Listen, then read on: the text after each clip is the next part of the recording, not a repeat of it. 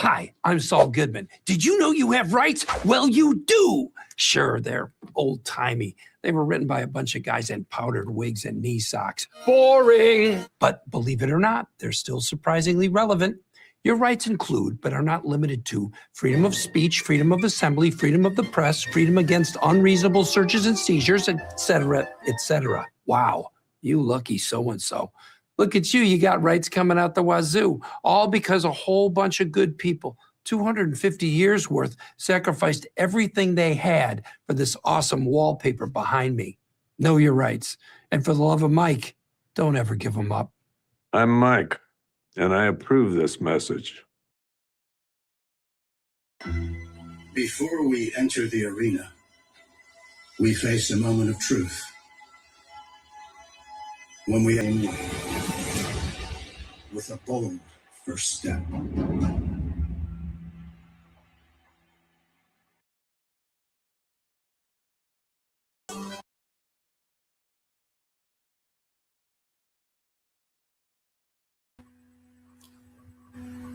Ruby, did you forget to play our song?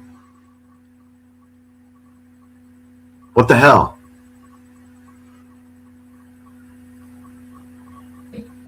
I was mute. Am I muted? Can you hear me? You were muted.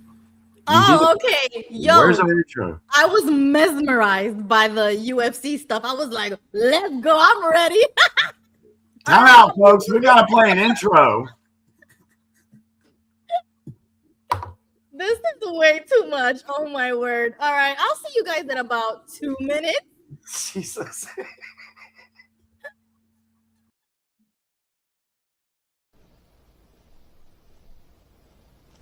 This is the world that you know. The world as it was at the end of the 20th century. It exists now only as part of a neural interactive simulation that we call the Matrix. You've been living in a dream world, Neo. This is the world.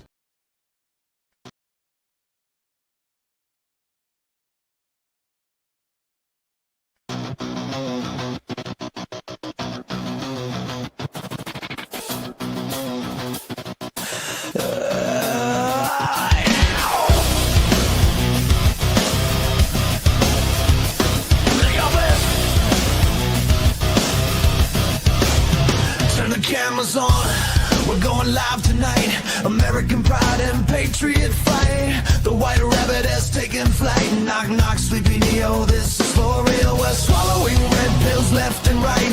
Come and overdose with us Tuesday night. They say we're crazy, say we've gone too far, but we're just truth seekers under the dome. Don't be mad at us, Google Chrome. They laugh, they mock, they think we're insane.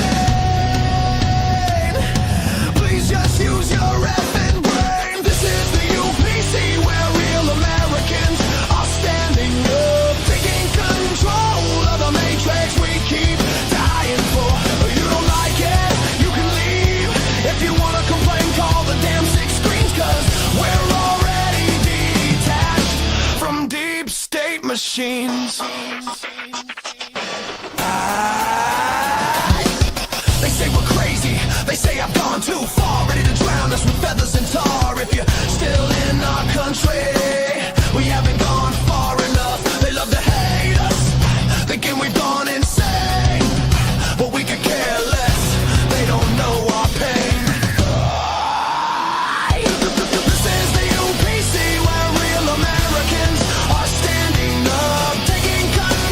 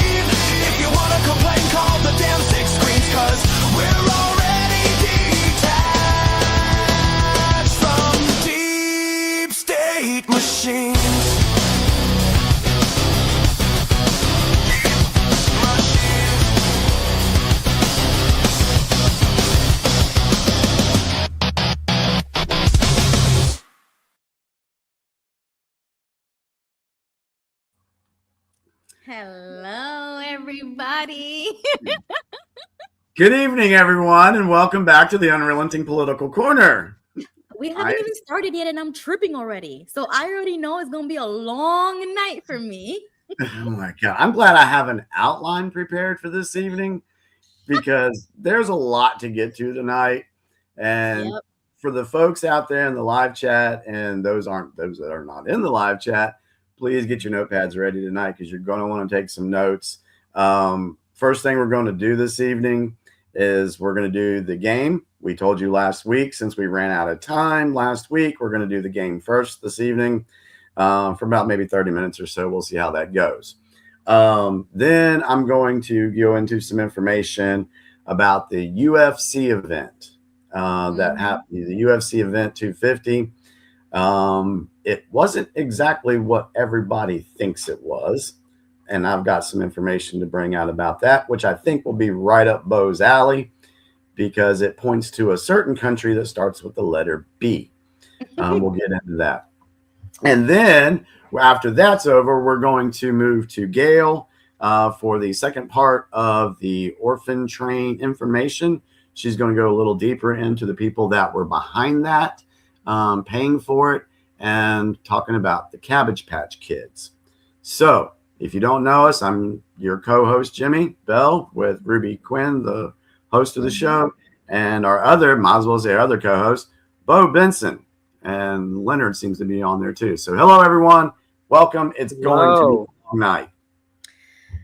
Yes. So quick announcement. So Leonard, we're going to pick up Amendment 7 next Tuesday. So, okay, that's fine. Yes. So thank you. So that gives us time to kind of read up on it, take some notes if you want, join the show next Tuesday so we can talk about it together. Right. Yeah. So just wanted to let you know that. And then the second announcement is, so next Tuesday, let me look at my calendar real quick just to confirm. Okay, is the 23rd. Now, I plan on going to a movie screening that starts at 7. So I will be cutting it super close. So I'm thinking we might start the show at around 9:30 or 9:45, around there. So or we can just take a break.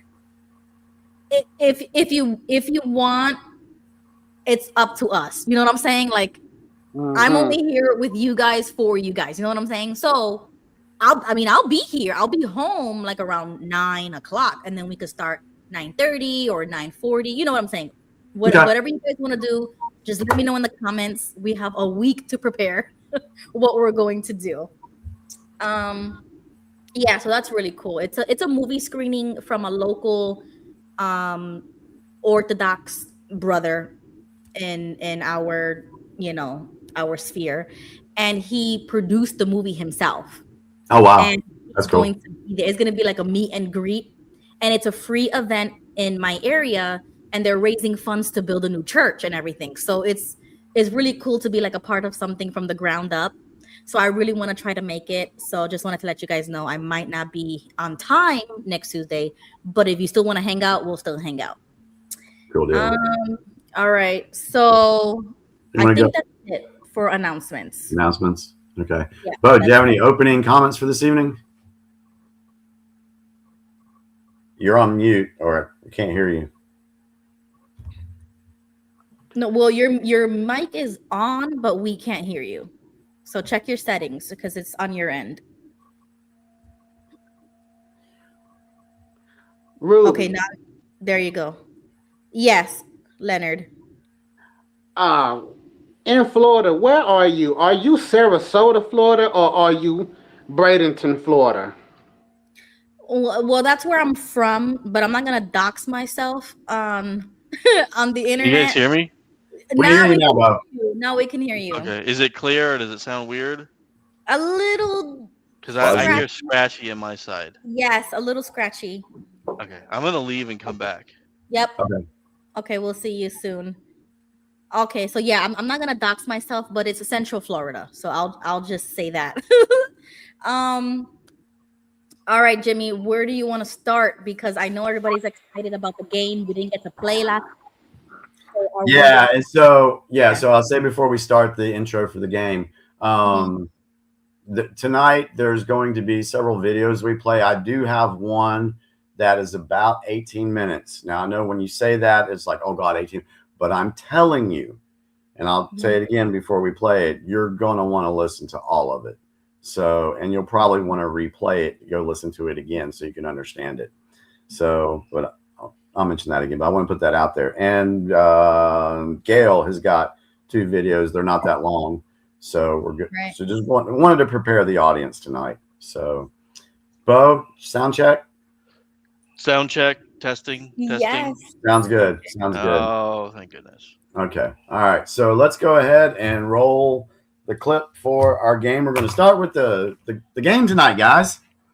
All right. Get ready. Get your notebooks out. Take points. Take notes. Thank you.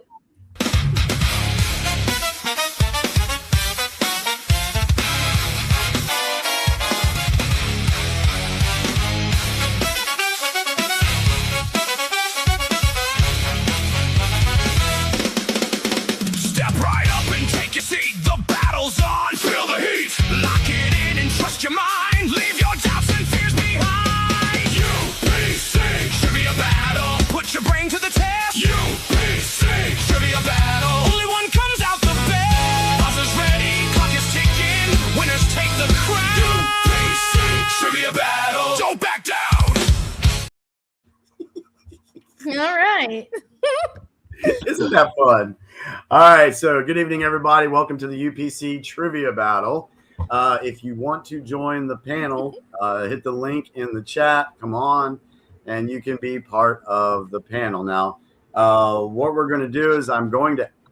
Did we do the music last time, Ruby? When I asked the question. Of course. Okay. So I'm going to ask the question. We're going to play the music, and then as soon as the music is over, then the panel can just speak. It's whoever speaks first. It's 10 points for each question you get right. And I'm going to give a half a point for questions that have basically like a bonus question to it. So, and then we'll see how everybody does in the chat. So, good evening, Dave. How are you doing? Hey, Dave. Oh my God, I'm being pulled around all over the place. I'm doing good. I just said in the chat, I was literally on a live stream going on now talking about Mormonism, right? And a Mormon gets on, so we're going back and forth, right? You guys are on, and then somebody just messaged me. It's like, hey, you know that live I told you about aliens? Can you come on that? Like there are 3 lives I've been asked to be on dropping right now. So I'm like, well, you know what? You know what I'm just going to say here real quick? All right. So you just come on our show. Yeah. We didn't ask you to come here. Exactly. We love that. And we love that because you picked us. Yeah. I needed a break from like talking with an amateur Mormon apologist who does word salads and doesn't actually answer the questions, but I'll probably be bouncing around. We know the feeling. We know. All right. We're gonna stay on point tonight, folks, and we're going to try to avoid any sidetracks this evening because there is a lot of stuff this evening. So let's go ahead and start with the very first question of the evening. And I'm going to make these. Some of these are pretty simple, and we're going to stay in the 1800s category. Expansion, conflict, and change. And there's a reason why I want to stay in this category this evening because of all the other information that's going to follow on tonight's program. So, first question. Who led the first expedition to the Pacific coast?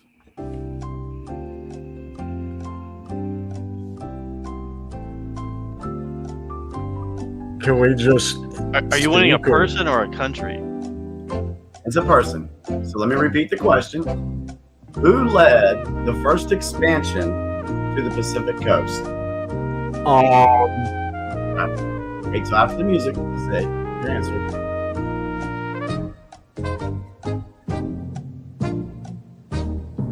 Panel?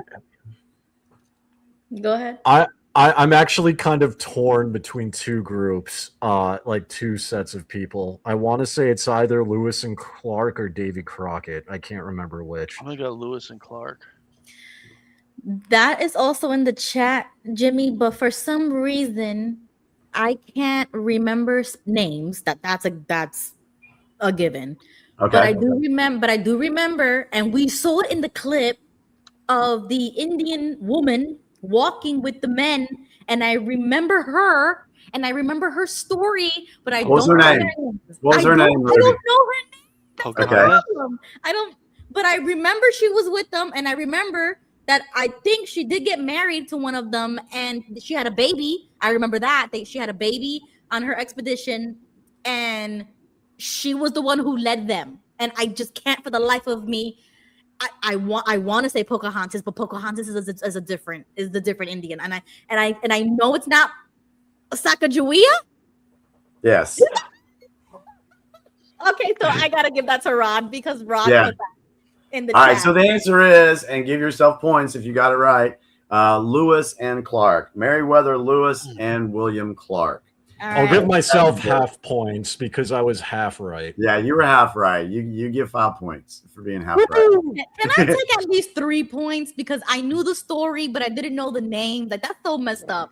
My memory is bad. All right, you can have 3 points. 3 points. Thank you. Thank you. Those 3 points might be the determining outcome at the end of the game. You never know. Now, Yeah. Me and Ruby are taking our DEI points for participation. That's messed up. and That's so but you know what? I'm gonna keep up with this. Hold on a second. I'm gonna keep up. That with is this so score. messed up. Let me keep up with this score. All right, Bo, Ruby, Dave. All right, Ruby. Call them DEI points. DEI points. And Bo got his legitimately. So yeah. Yeah. All right. I didn't know the Indian I chick's name, remember though. the Indian chick, and nobody else said that. So Well, that wasn't the question though. She guided me. whatever. But you get points for it though for knowing, because I was going to ask later. Hey, what was the lady's name? So All right. all right. Here we go. Second question: Mhm. Which president signed the Indian Removal Act? Oh, that's a hard one. I think I know this one. But There's going to be some tricky ones in here tonight. Okay.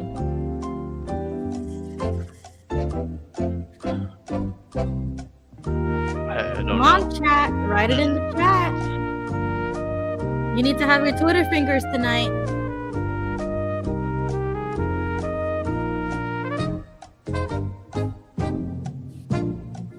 I would go with what everyone else is saying because I don't know. All right. I have no Anybody idea. want to take a guess? Let me give you a hint. Guessing it was probably not going to be right. No though. hints. No hints until everybody gets their answer. Go ahead. Yeah, Say your okay. answer. Spit it out. Adams. No. No. I knew I was going to miss that one. I had no Okay. idea. Guess you said screw it. Lincoln? No. Lincoln is incorrect. Here is your Leonard. Does Leonard have a guess? Yeah, Leonard. Sorry, Leonard. Guess. I want to guess, but then again, I don't want to fall on my face at the same time. Just spit a It name. doesn't Just matter spit a here. We name. don't It care. doesn't matter. It's a game. It's for fun, Leonard. Just fun. Yeah, just for fun. We're all waiting for you. No pressure. Not Lincoln. No. No. Washington, that's the 1700s. Yeah, no. You got to go later Yeah. on. And Later on, so one more guess because you said 2 names. So one more guess. It's not Adams. now it's not Roosevelt. That's the 30s. Time's up for Leonard. Oh, You yeah, get time's points. up. All right. Time's Leonard. up. Time's All right. up. So here is your hint. What? My yes. Oh, Jimmy? sorry. I thought you guessed Come already. on. I'm sorry. Go ahead. Okay, I guess Andrew Jackson. And the correct answer is Andrew Jackson. All right. Yes. Ruby gets the 10 points. Thank you. And we got to give it to who said it in the chat. Somebody got it right in the chat. The first one I saw was Jane Spitfire. She put a question mark behind Yep. it. Jane got it. Jane got 10 points. So all righty. All right, I'm gonna keep an eye on the time here tonight. I need to get all we do is win, win, win, no matter what. I need to get that sound bite so I can play that every time somebody gets it on the panel. All right. So here is the third question of the evening. Mm-hmm. What is the forced migration of American Indian tribes from the South and Southeast called?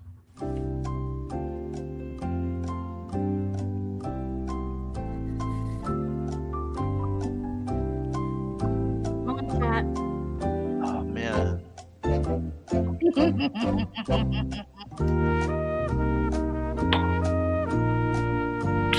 I'm with you, Jane. I know what it is. Jane. I'm with Jane. Fighter. I'm with Fighter. As soon as the music's over, panel. Trail of Trail of Tears. Tears. I was Dave gonna got say it. Trail of Tears. Yeah, it was Trail of Tears. Dave was first. So, Oh my god, I actually knew that one. All right. So I'm sitting here breaking my brain thinking the one time I should have paid attention in high school is now, because that's the only time it'll come in. Oh, I like the clapping. That's good. there we go. We got some clapping. That's good. All right. We So got who got it in the chat? Let's see. I think it was Native American A State. bunch of people got it. Rod. Yeah, White Who got it migration. first? That deserves points for this stat. JG got it first. It looks like to me. So okay. Yep. All right. All right. Let's move on to the fourth question. What was discovered at Sutter's Mill in 1848? How in the world are we supposed to know? You should know this one. You should know this. I was neither there nor have I read about that place. That's messed up. I don't know. So I get 0 points. What was discovered at Sutter's Mill in 1848? Yeah, that's it. 1848. I got a I'm hint to going go for a along with generic this. answer because I have no idea. Yeah, I have no idea. So Dave or Leonard, it's up to you. I'm gonna guess syphilis. Oh my god, no. No, I don't. think I don't gold. even know what Sutter's Mill is, but I don't mean either. I don't know. Okay, so Leonard, Yeah, you got a that's guess? Oh gosh. It's I okay. will. Because we don't. Yeah. I don't know either. You're not sure? Okay. Not sure. So I'm not going to address anything in the chat yet because I want to give the panel a Yeah. hint to get Okay. somebody a chance to get the 10 points. Here Alright. is your hint. It wasn't gold, right? What? Yeah. You're cheating. Bo is cheating because he's looking at the chat. He's cheating. He doesn't get that. Nope. No, Hold on. gold. I said gold. Play the video back. He said gold. He I said said gold. gold. That was the first thing. No one said anything, so I was like, "Am I wrong?" Okay, so I didn't. Yeah, Well, you can play the video back, and you'll see that I'm not a we're liar. gonna go on an honor. Ruby, We're gonna go on an honor system Oh, you here. won, bro. They're projecting, bro. So Okay, the answer Go ahead. because The I answer said it was is either gold. gold or the answer is gold. All right, The answer guys. is The gold. chat it got was it tonight. gold. The other answer was going to be a syrup. Okay, so Yeah, here was the makes hint I was going to give you guys. The name of a football team called the San Francisco 49ers. Because that would have been like okay. over Yeah, my I head. would have I never wouldn't have gotten known it. that. I would have gotten that because of the San Francisco Gold Rush. exactly. Well, Dave is That's- smarter than all of us. that's so exactly the what chat it was. got this. The chat got the 10 points. Next question. She's like, go on. Let's go. All right, so after 3 questions, Bo has 20 points, Ruby has 13, and Diamond Dave has No, I have 50. 15 points. Huh? I have 15 points. I thought you got the first one. No, because I said number 2. I said Andrew Jackson. I didn't Oh, say no. Andrew Jackson. I said Roosevelt. I think. No. Yeah, right. No, well, no, Yeah, I do nobody remember. got Andrew Jackson but me, Jimmy. I was the only one in the panel that got Andrew Jackson. Okay, so we'll subtract. I'm at 15 points, baby. 15 All points. right, so it's 15, 15, 13. Here we go. Question number 4. 5, actually. Okay. I got a hint for this one too. All right. Which trail stretching from Missouri to Oregon was used by American pioneers heading west? Ooh, that's a good question. And I have a very good hint for this one. This sucks not knowing stuff. This is why we're doing this. I know, but it sucks. Ooh, you guys are so smart, and now I feel stupid. Do I get to blurt it out after the music? Yeah, I want to blow it up. It's a really no. I can't say that. Never mind. Go. Oregon Trail. Ah, he got it. Dave. I was gonna see. We stole it, Dave. Gosh. You got it. I was gonna say it made a really cool video game. That's On the exactly what I was disk. thinking of. I'm like, I'm gonna say Oregon Trail because I played this game, and if I'm wrong, And I will still die on this hill. I feel stupid because I grew up on that game and I bought the CD-ROM for my kids, and now I feel stupid because I know that.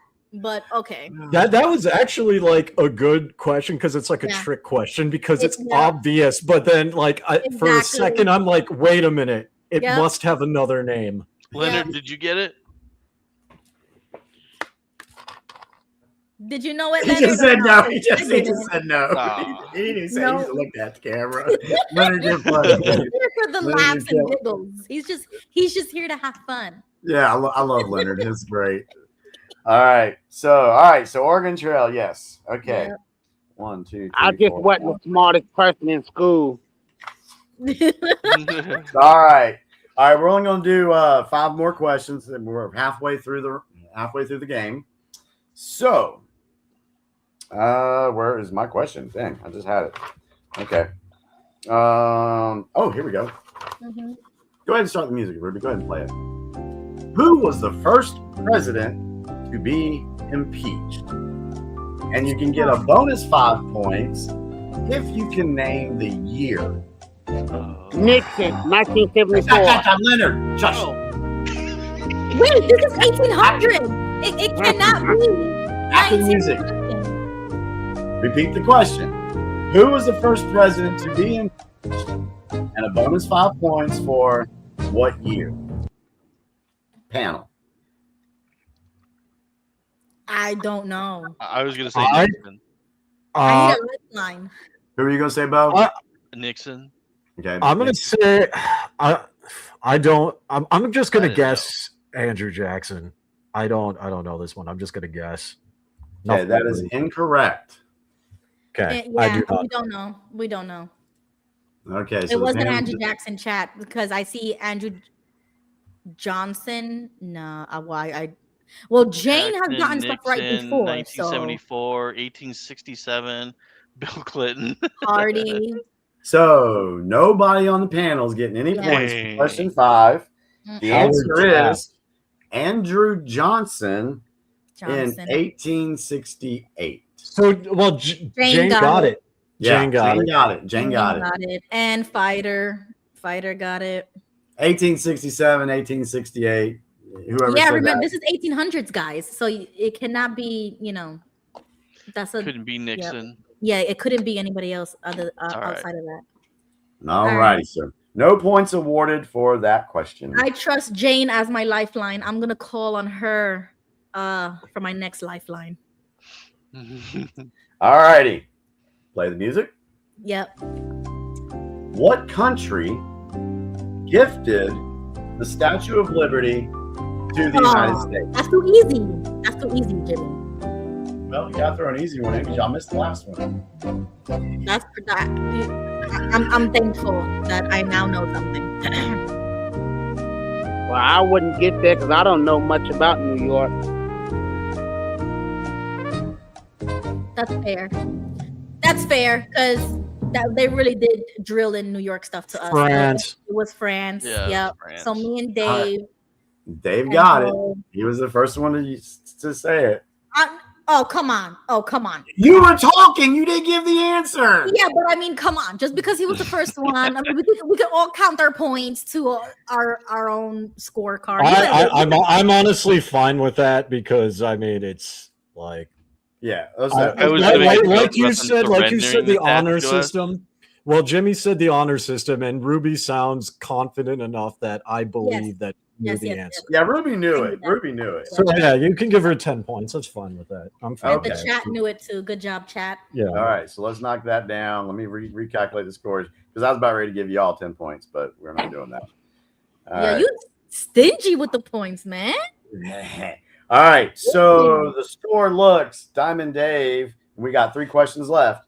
Diamond Dave is at 25, Ruby is at 23, and Bo is at 15. What Okay. did Bo? Did you get France too? Did you know that? Yeah. So Oh, so 5, add 10, 10 15, points. 20. I should be at 25 points. It's Okay, 5 points 25 for Bo. per thing, right? Oh, so we're gonna do that. We're gonna do that for 10 points for everybody. Yes, everybody needs their fair share. Wait, Okay. I thought each question was worth 5 points. No, 10 each points. question was 10. Oh, so 10, 20. Yes, 30, I'm super competitive. 40, That's the 50. problem. I'm at 50 I can't points play then. games. All right, well, Ruby, this kind of backfired in your regard because by giving everybody 10 points, because I was only giving you 10 points for that, that means now Diamond Okay. Dave is up to 35, Bo is at 25, and Ruby is at 23. As long as you got the answer right, you are entitled to 10 points. Okay, we'll say All right, next question. The Question number entitlement. 8. Okay, let go me- ahead. Let's see. Okay. Which amendment formally abolished slavery in the United States? Oh, that's a good question, and I think I know what it is. Now remember, when the music is over, the panel immediately says their answer. What amendment formally abolished slavery in the United States?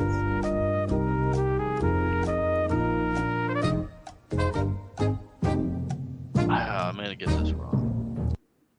I'm gonna Panel? say Fourth 14. Amendment. I'm gonna say 12. I'm gonna say 14. I hope I'm right. What Bo is it? or Leonard, do you have a guess?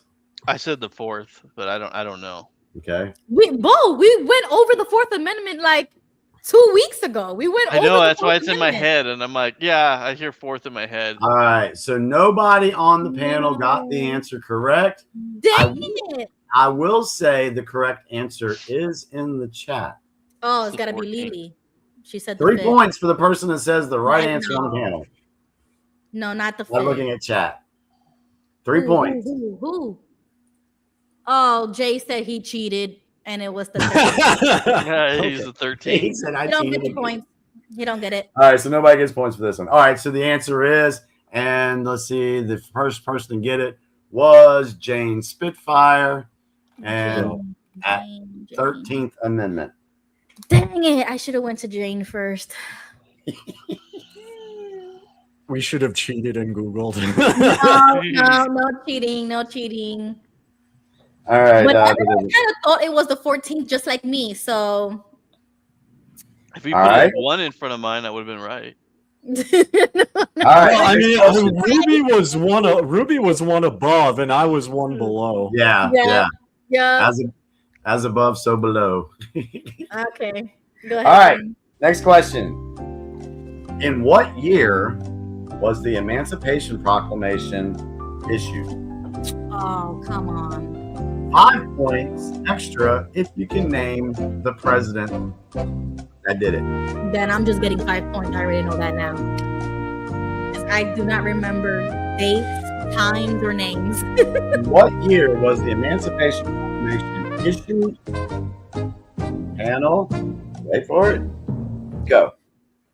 1865, Abraham Lincoln. Abraham Did- Lincoln. I don't know But the I date, don't but know I the would said year. Lincoln.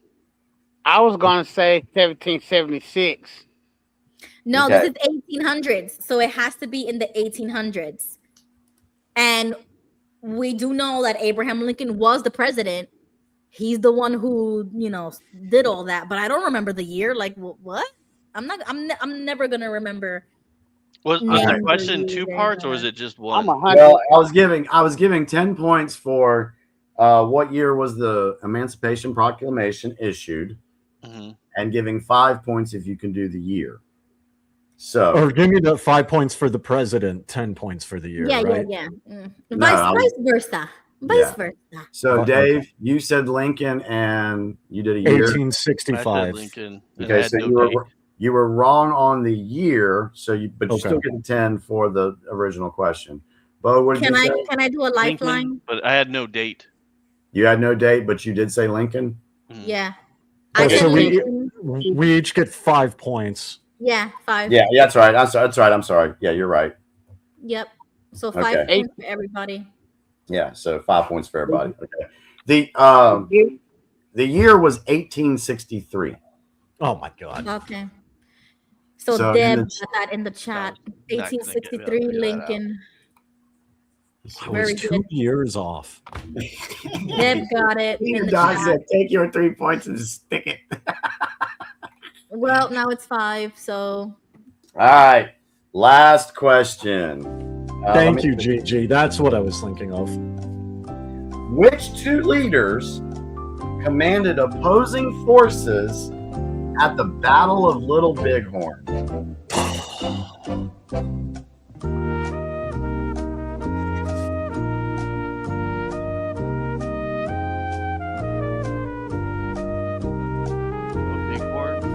Which 2 leaders commanded opposing forces at the Battle of Little Bighorn? Panel? Sitting Bull and General Sherman. General Lee. I have All no right. clue. Sorry. I need a lifeline I'm again. just throwing it out. I threw out General Lee. I don't know. Is So- my guess correct?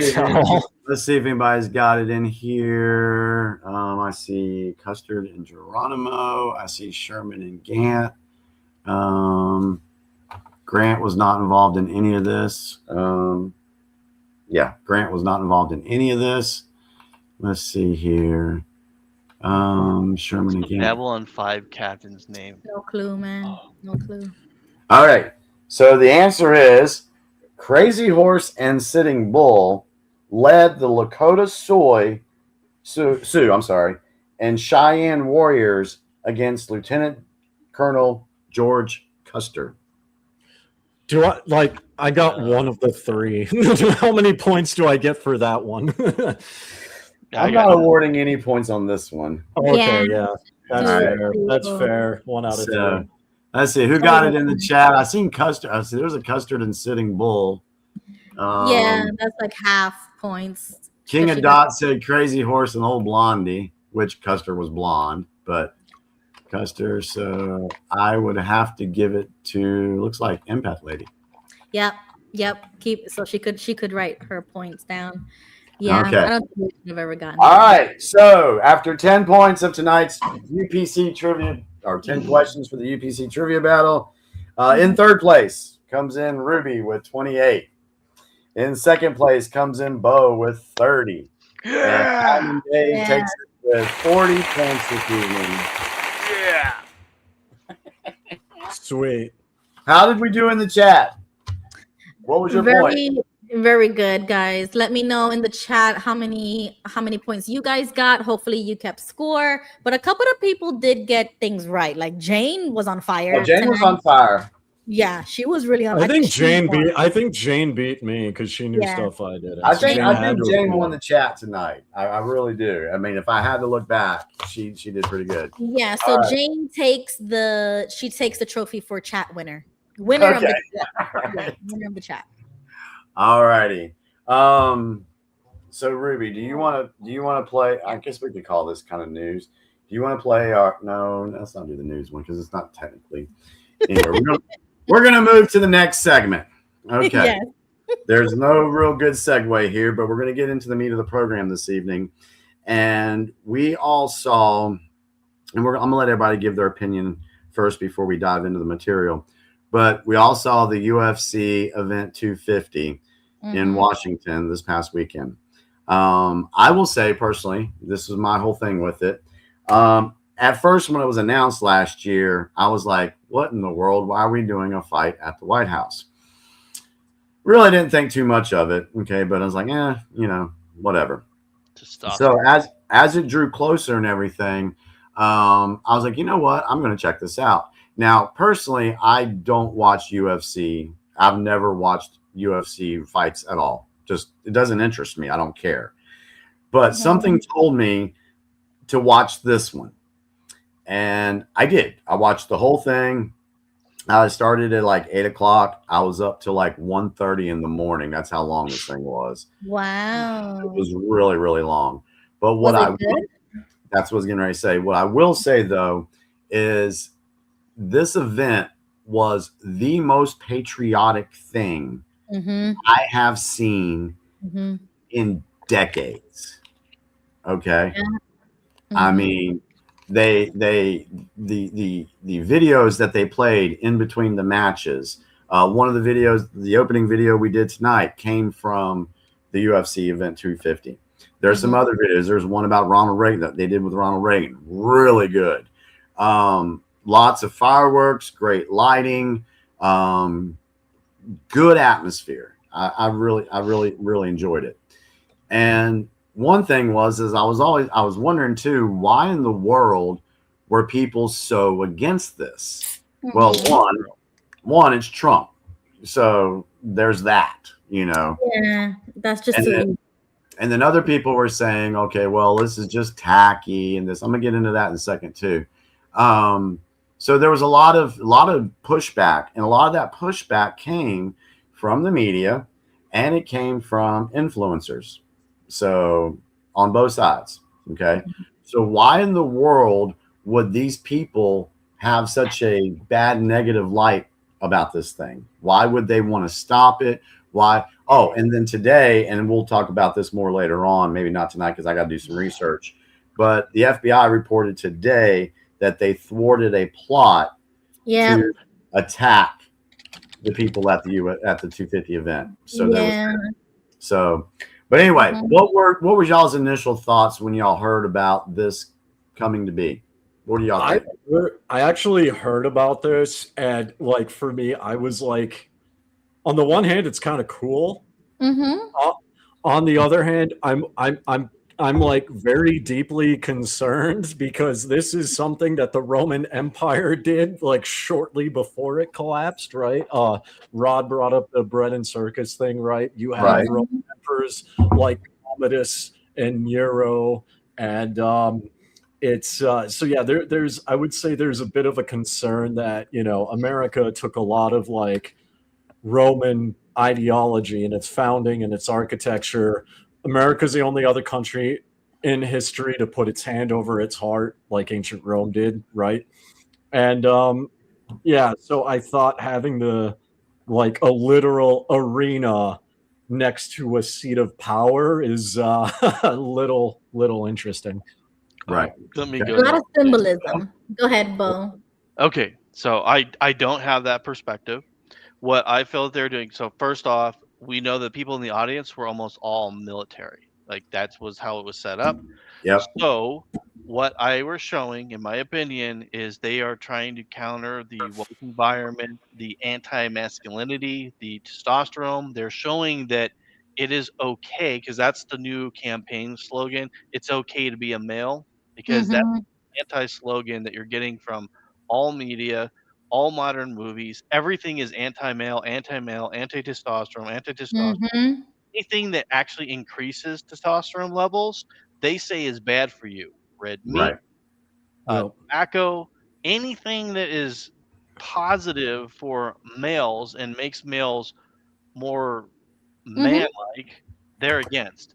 So this was Trump's way of saying, we're done with the queer faggot stuff. And I really mean that. Because the Biden administration, everything was queers, everything's fags, everything's transgender. And he said, we're done with that. We're going back to boys and girls, and it's okay to be who you are and what you were born to be. That's a great one. Well, yeah, that also fits, and that's why kind of why I thought it was cool too. Because if you remember Biden, like I shouldn't say if you remember, we all remember when Biden had that transgender. There, we will never forget. We will never forget. Yeah. So I think it's like slamming down on that, like Bo said, as well as like, nope, this is like, if we're gonna do anything here, we're gonna do this and not that. right? Exactly. Polar opposite. Leonard, did you watch it? Did you watch the USC fight? Not really, Okay. because I really couldn't get into it really. That's And okay. furthermore, I just want to comment on what Mhm. Booth said about the whole transgender Yeah. thing about it. I remember growing up when I was 5, 6, 7 years old. The terms for a homosexual at that time was punk, sissy, faggot, And I remember there was a neighbor of mine. He was.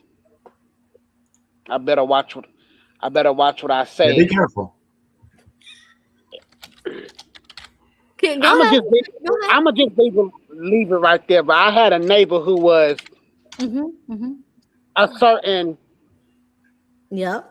Yep. He We was get just it. a certain. I'm gonna leave it like that. Yep. Okay. And in today's time, 20, 30 years later, you can't use those types of terms because you are subject to get sued and whatever else. Yeah. Good point, Leonard. Yes. I like how Leonard is probably got the best manners on the board. He I just does. throw it out there. He really does. Like Leonard always goes out of his way not to be offensive, and it's Yep. something I don't have the ability to do, and I'm just gonna say He's there's. very intentional, and Yeah. I love that because I'm Yeah, I not respect like that, Leonard. Yeah, but Yeah. you're very articulate when it comes to people's feelings. Yeah. So yes, I agree. So I didn't watch the fight. I am going to though. So this is really great if we discuss this, because then after knowing what you know, Jimmy, and you share it with us, then when I go to watch it, it'll just be more prevalent because we spoke about it. You know what I'm saying? So Yeah. I'm glad I didn't watch it yet. But I love the idea that Trump did something like this. It is so alpha. It's so like based. It's so like my type of gen, like my gen celebration, right? Like that's something that we would do, and we're young, and he's 80 years old, and he's doing something as cool as this. So I kind of feel like he's young again when he decided to do this. Well, if you think about this too, I mean, you look at all these deep state players, your Obamas, your George Bushes. Whenever they had their fancy parties and everything, it was for them. It was for exactly. We never saw it. We weren't invited. We weren't. And with this being the people's house, the majority of the country, they like motocross. They like MMA, boxing, and fighting. They like that stuff. Okay, so they like that stuff. They like the music. Oh, and I'll say this: the Marine band that played for the whole thing, because there was no, to my knowledge, I don't think there was any recorded music. It was all done by the Marine band. Wow. And those people, there was a girl on there that sung her ass off. And they had a Hispanic sing. I mean, it was really, really good. All right, so this is Trump showing the people, hey, this is for you. This is for you, the people. Now, that's very important that you pay attention to that point with what I bring out here in a little bit, because it's very important. And what I'm going to be sharing with you tonight when we get into the longer video, it's just a different perspective to view this at. Okay. I like putting out different perspectives. Bo mentioned the whole masculine thing. Yeah, that can tie into this, but there's a little bit more. So the other question I have for you guys, was this the first time ever that there were fights being held at the White House? No. Yes. I don't believe so, and I could be wrong, but if memory serves, I believe it was in the 1920s, early 30s, like the era of pugilism, like boxing, bare knuckle boxing. If I remember correctly, that did take place outside of the White House at some point. Yeah. Okay, so let me share the first little clip I wanted to share with you guys. Let me find it. I think this is it right here. Yes, share the screen. Little bit of history news that you may not have heard. All right. So let me see. Are we sharing screen, Ruby? Yep. Has championed the effort of making mixed martial arts the legitimized sport it is today, long before he was known as a politician. But of course, presidents before him, no strangers to the art of combat, including notably our 26th president, Theodore Roosevelt. When we think about events at the White House, we picture formal meetings and fancy dinners, not fighting. But the landmark event we're witnessing tonight is not entirely without precedent. At the dawn of the 20th century, America's commander-in-chief, Theodore Roosevelt, brought fight sports to the White House. He often invited boxers, wrestlers, and martial artists, but not for entertainment or exhibition. They were summoned here to spar with the president. What? Roosevelt said, "A nation that cannot fight is not worth its salt." So he trained like a fighter throughout his presidency, leading by example, living what he called the strenuous life. Not everyone likes the idea of fights at the White House. But as Teddy Roosevelt famously said, it is not the critic who counts. The credit belongs to the man who is actually in the arena, who at best knows in the end the triumph of high achievement, and who at the worst, if he fails, at least fails while daring greatly. Trump. I had to Google the years, so I was off by like a good 20 years of when he was. Yeah, you were close. You were close. So to back that up a little bit, and then we'll talk about it. So yes, President Theodore Roosevelt regularly held full contact boxing matches inside the White House. Driven by his philosophy of living a strenuous life, Roosevelt transformed the executive mansion into a makeshift training ground. Rather than just watching as a spectator, he actively stepped into the ring to spar. The location, Roosevelt set up training spaces around the mansion, lining the basement with mats and frequently boxing in the attic or the White House gymnasium. His opponents were regularly challenged military aides, young officers, visiting dignitaries, and even professional championship boxers. Roosevelt strictly forbade his sparring partners from pulling their punches out of respect for his office. He insisted on authentic, highly competitive, and often bloody full contact bouts. During his second term in 1904, Roosevelt's boxing hobby came to an abrupt end during a fierce match with an artillery captain named Daniel T. Moore. Moore landed a heavy right-handed cross counter to the left side of the president's face, shattering blood vessels and permanently detaching Roosevelt's retina. Demonstrating his legendary sportsmanship, Roosevelt kept the resulting blindness in his left eye a total secret for over a decade. He did not want to embarrass Captain Moore or make him feel responsible for the injury. Thoughts? Man. Yeah. That's a real man right there. That's what I'm saying. He's crazy. Like Roosevelt, he's going to my top tier list favorite right now just because of that. Yeah, Well, I mean, he is on that Mount, King of Dot said, he is on Mount Rushmore. So, well, yeah, and that's the thing. It's like American presidents are known, as Roosevelt said, for like daring greatness, right? So his was like the boxing and things like that. But if you look at American history, throughout history, they've all, like many, especially in the founding eras, did like great things. For instance, you look at like the founding fathers, George Washington, he was 21 to 23 when he fought the British and then became president, approximately. I might be off by a few years, but he was in his early 20s when he went up against the world's most powerful military. Right. And then became president after. And then you have, I don't remember if it's Andrew Jackson. It might be Andrew Jackson, but there was a president who declared war on the Ottomans with the Barbary slave trade. That was Jefferson. Jefferson. Okay. I don't remember names, but yeah. So like there was Jefferson who saw an issue, and rather than just be like, oh, well, we're just going to be isolationist, like he actively declared war.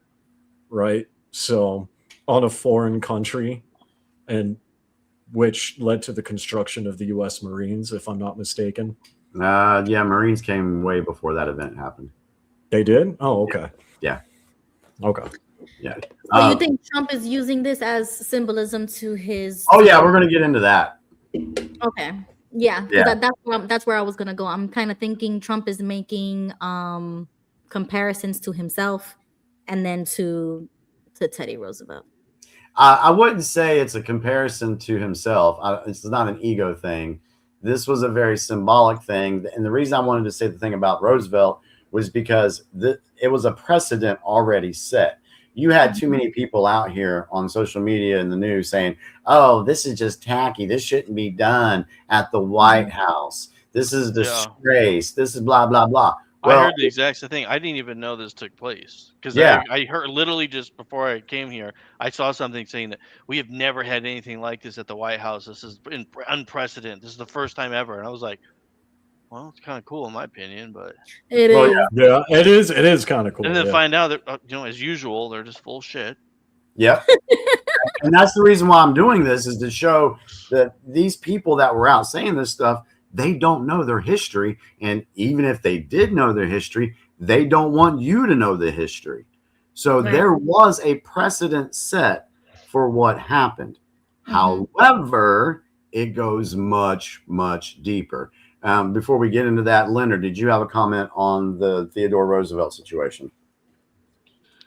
From what it sounds like to me, President Roosevelt and among other presidents, he kept a lot of dirt going on in the White House, but I just can't put that all on him, evidently. And my thing is with President Roosevelt, with his fireside chats, I can't bring that into play because that may not have anything to do with it, but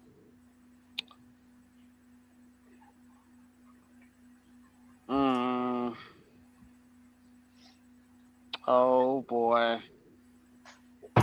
You want I'm gonna just leave it right there. Okay, thank you, Leonard. Okay. All right. So now my highlight for the evening for you guys is this next video, because you guys have heard me talk about the Act of 1871. You have heard me talk about and Bo talk about Britain and maritime law, admiralty law, and how we should be at the law of the land and not on that.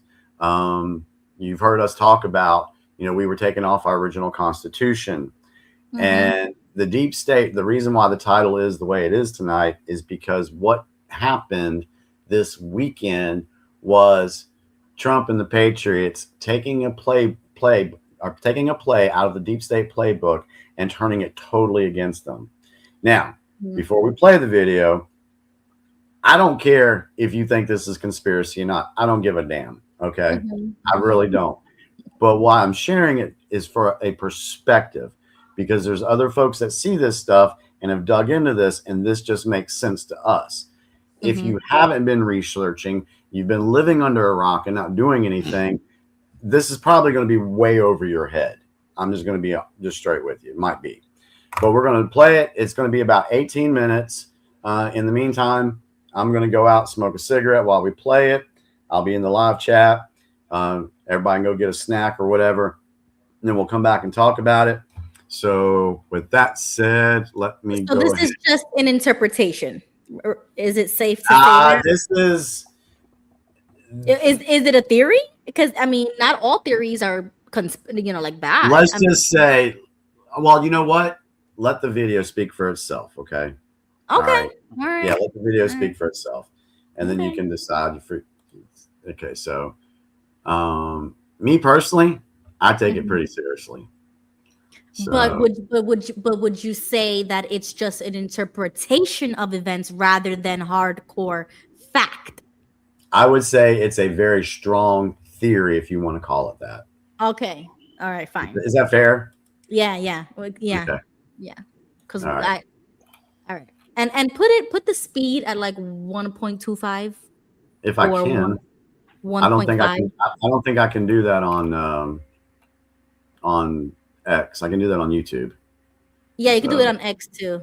Okay, hit the setting right there, the little wheel, Now let's talk about and then UFC playback Freedom speed, 250. and then put It's a major 1, event 2.5, taking place on the White House South Lawn. and then At put first full glance, screen. a cage fight at the White House may seem like an odd addition to America's 250th anniversary celebrations.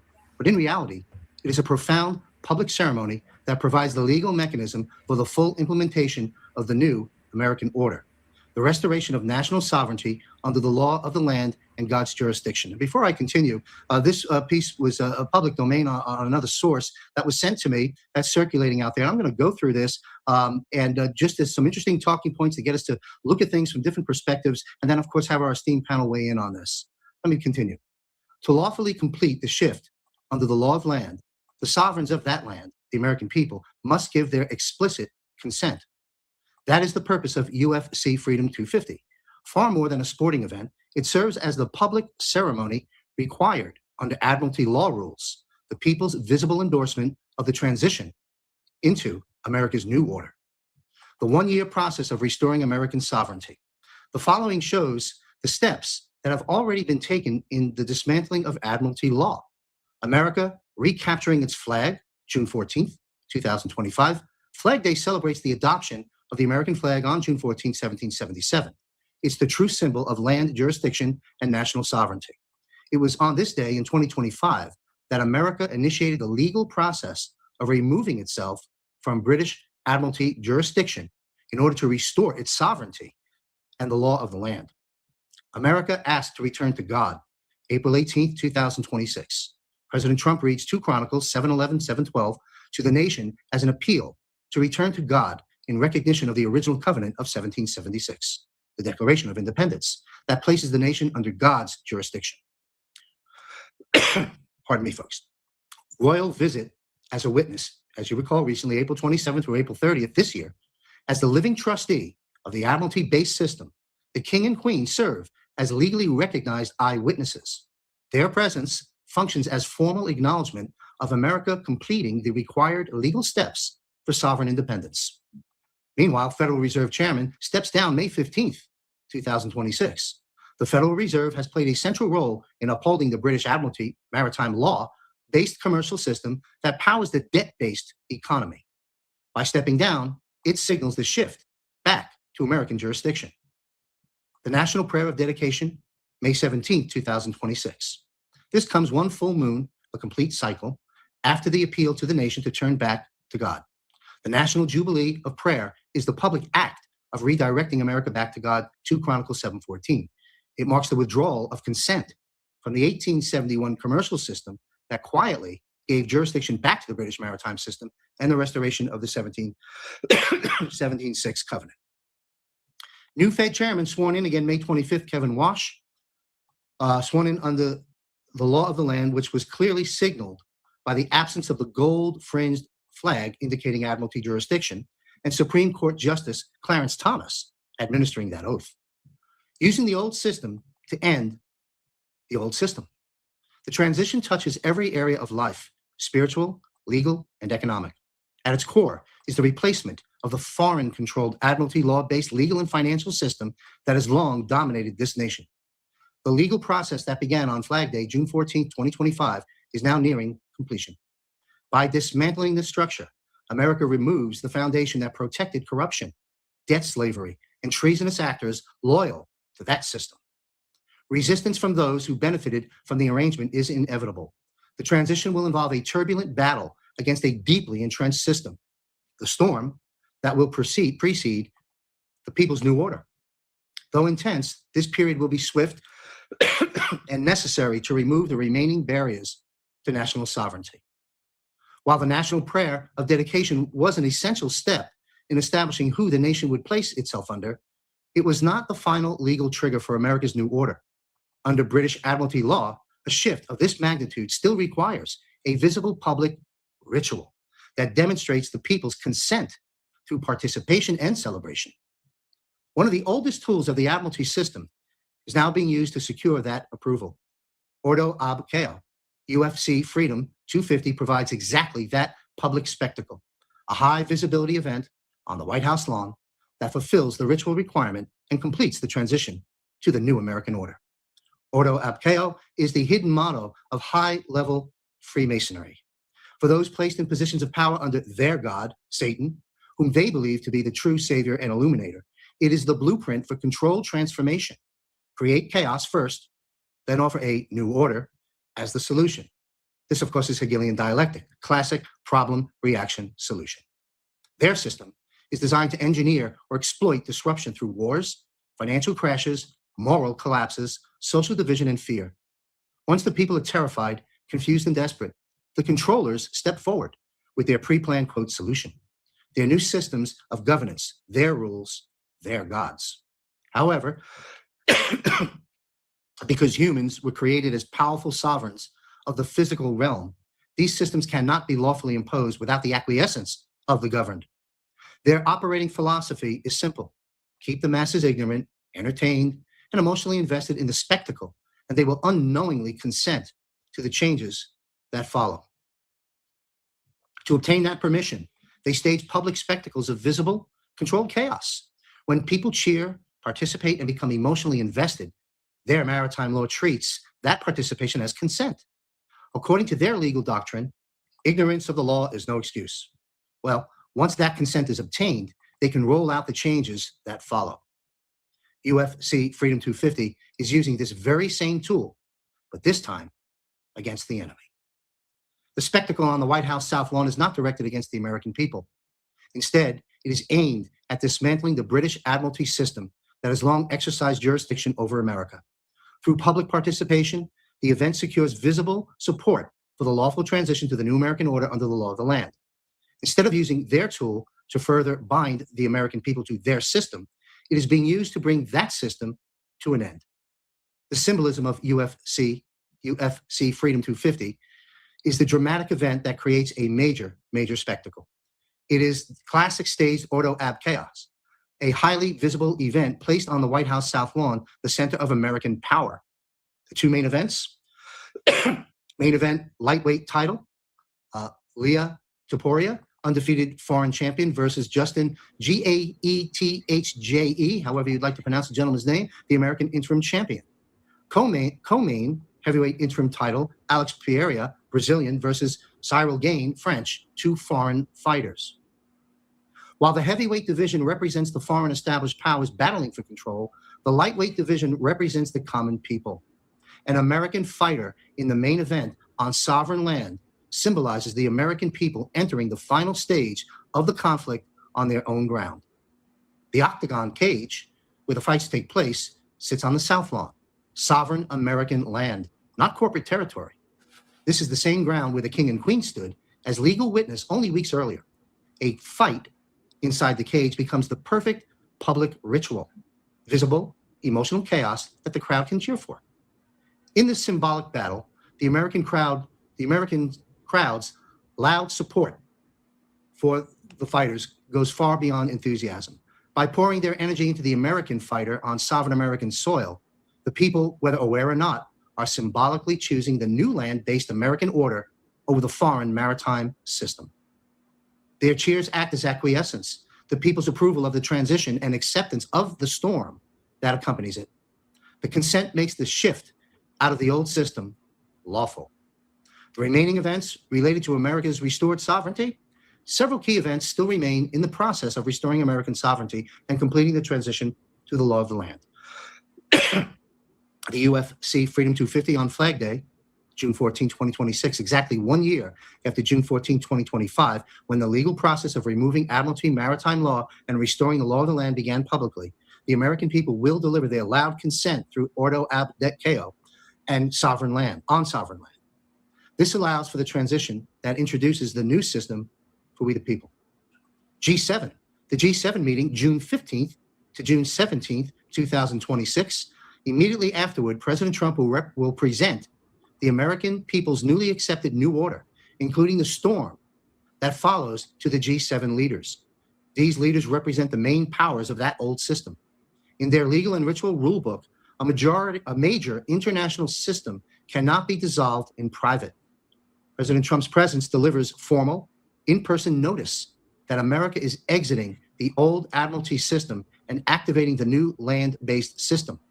This forces their acknowledgement and prevents any future legal or ritual challenge. Trump's rally to end all rallies, June 24th, 2026. This serves as a victory lap that publicly celebrates the people's consent after formal notice has been given. Military bands will emphasize land-based authority, reinforcing the shift from maritime law to the land power. The performance of Nessun Dorma, None Shall Sleep, the famous dramatic aria from the Sum of All Fears film, was played during the mass execution of traitors and deep state figures. With the people's permission now granted for the necessary storm, the old system's protectors shall sleep no more, as justice proceeds and their protections are finally removed. The Great American State Fair, June 25th, 2026 to July 10th, 2026. This is a massive, joyous celebration, stretching from the Capitol of the Washington Monument to exhibits, pavilions, performances, and family events. The nation will publicly rejoice in the people's consent to end the old system, restore the law of the land, and return the nation to God's jurisdiction, the beginning of America's golden age. Independence Day, 250th anniversary, July 4th, 2026. July 4th, 1776, marked America's public declaration of independence from British rule and its placement under God's jurisdiction on the land. That independence was later quietly reversed through the 1871 Municipal Corporation of D.C., placing the nation back under British Admiralty law.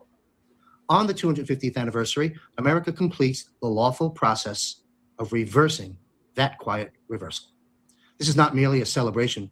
It marks the symbolic and legal completion of the return to the original 1776 covenant and the full restoration of the law of the land under God's jurisdiction. The storm. The public ceremony is only the beginning.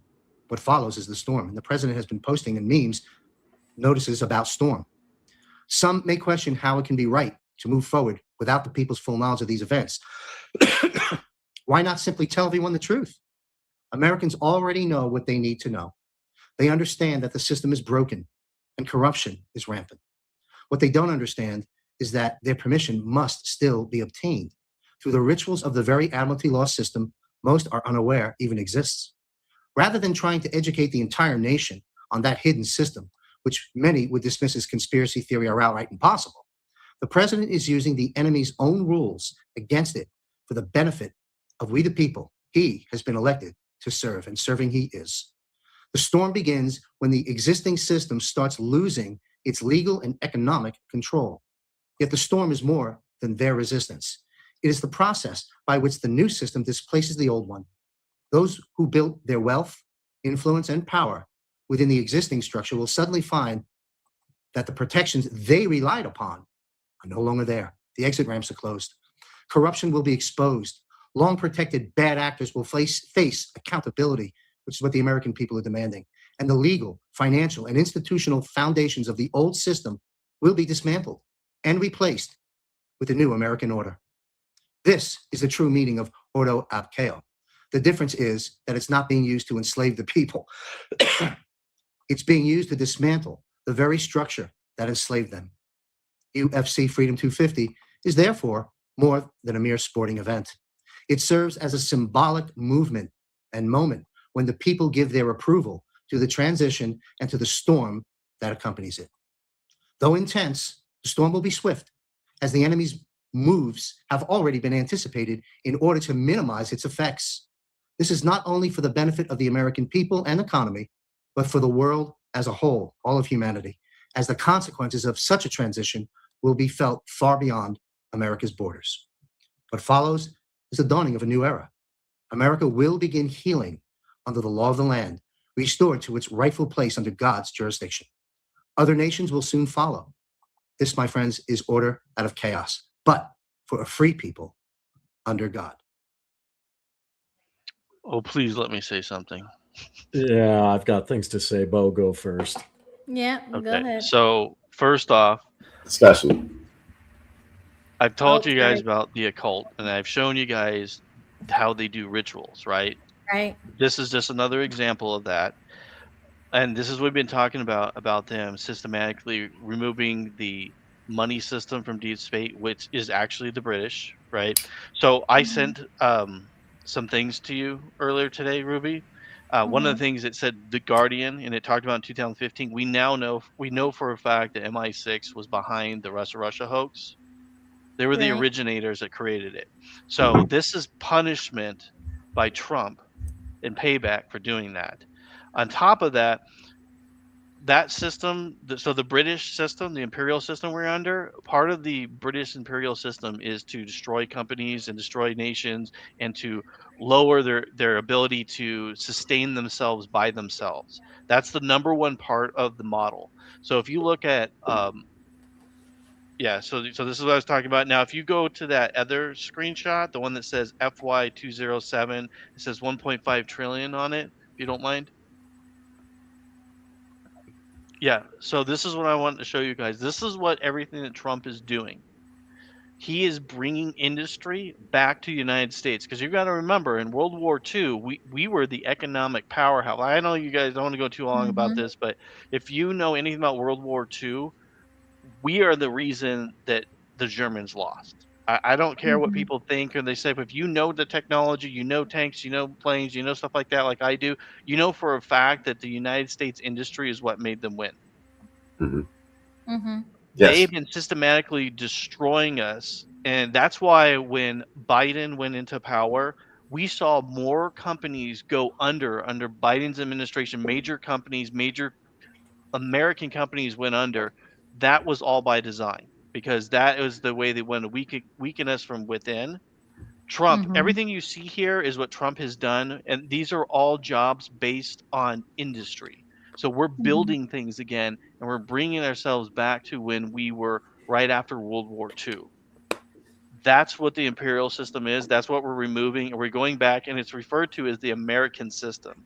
So the American system was the man goes to work, he makes an income where he can survive to pay for his family. The wife stays at home and takes care of the children. We've lost that system and we become part of the enslavement system that the British use. And that's what we're in right now.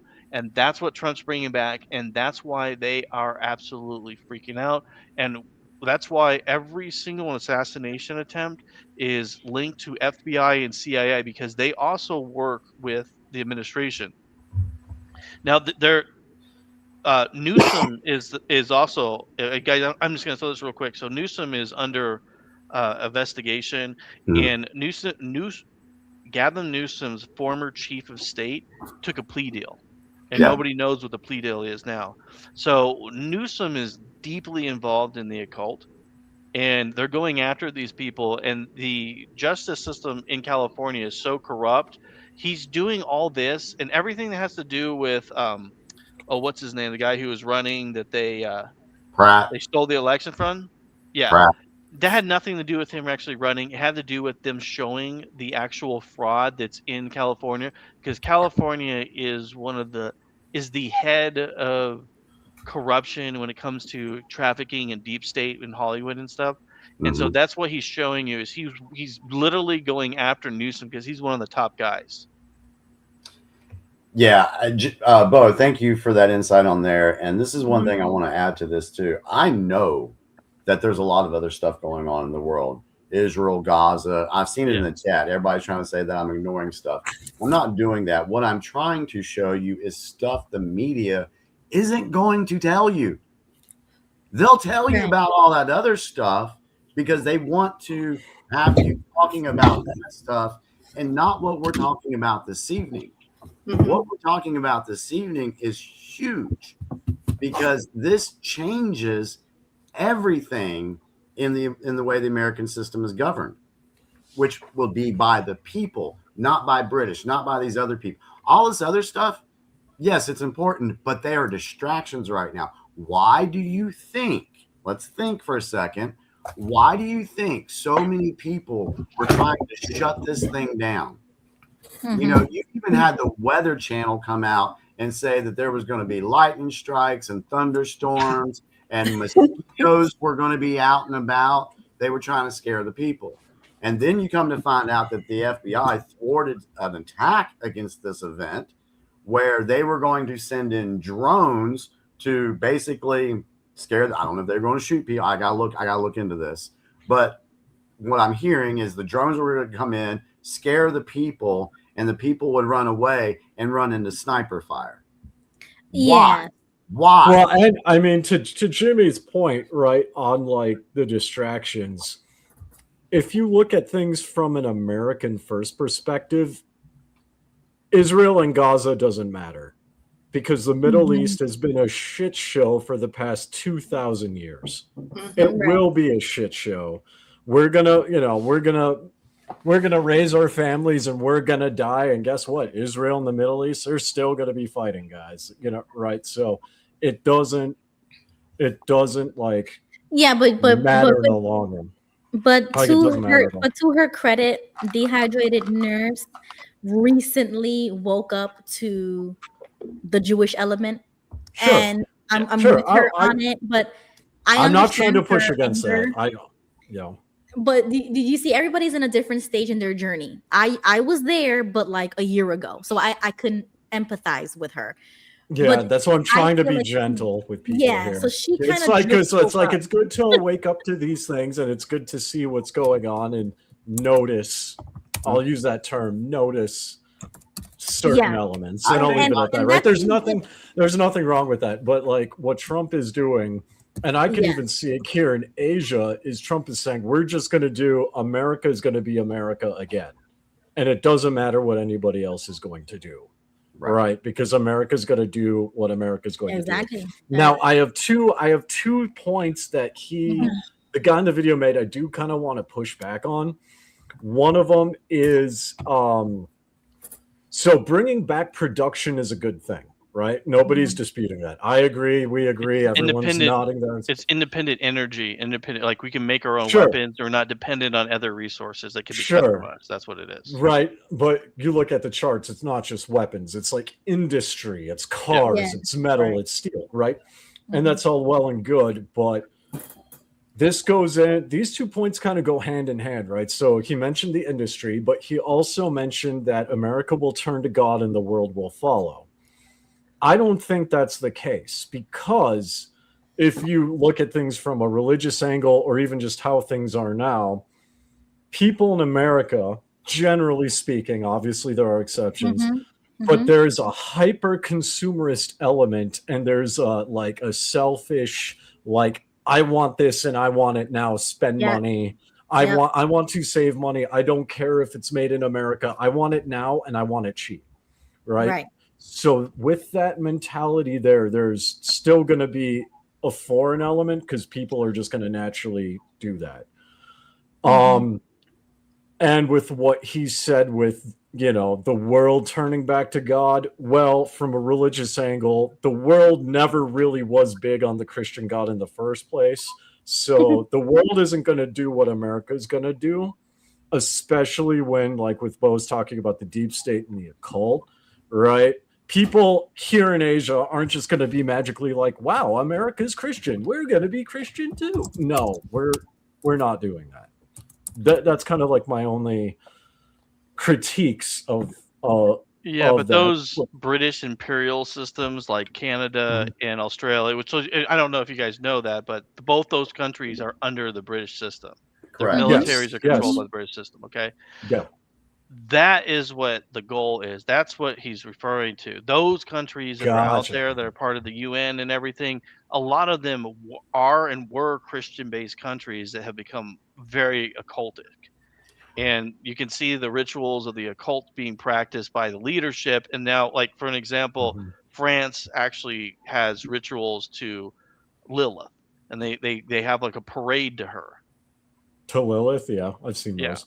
So that's the stuff. And this book goes back to kind of the more esoteric, woo-woo, spiritual, religious argument here. Where that's like, the Masonic side of all this. Is there's Christian Masons, there's Satanic Masons. But the point is, it's like the people aren't those people who are in the occult aren't going to become Christians. No, but they're going to be exposed, and then they're going to lose their power because they're outnumbered severely. Like, there's more Christians than there are the satanic occultists that are at the level of Epstein and the Clintons and things like that. Like we outnumbered them 10,000 to 1. It's just In they're France, attracted to power specifically? and they're willing to do anything to hurt people and get away with stuff which we don't do. Hey guys, let me interject here a second. I really Okay. appreciate the points you guys are bringing out. But what I want to make sure that I bring home in this is the point of this video, the point of this content. Because yes, it can go into the religious stuff you guys were talking about. It can go into many different things. The problems that we have here in America are because of the system that we've been operating under. And I think as we go into other areas of discussion, this point gets missed, and it doesn't get, people aren't looking at it. It's not sitting in their heads. We came off the constitutional system back in 1871, which allowed all this other bad crap that we've ever had to deal with, Israel war, allowed that stuff to happen. The point of this is we're coming off of that system and we're going back to the way it's supposed to be, the American system, like Bo said, where we're not beholding to a foreign power to govern us. Yeah, we're not British, And not Israel.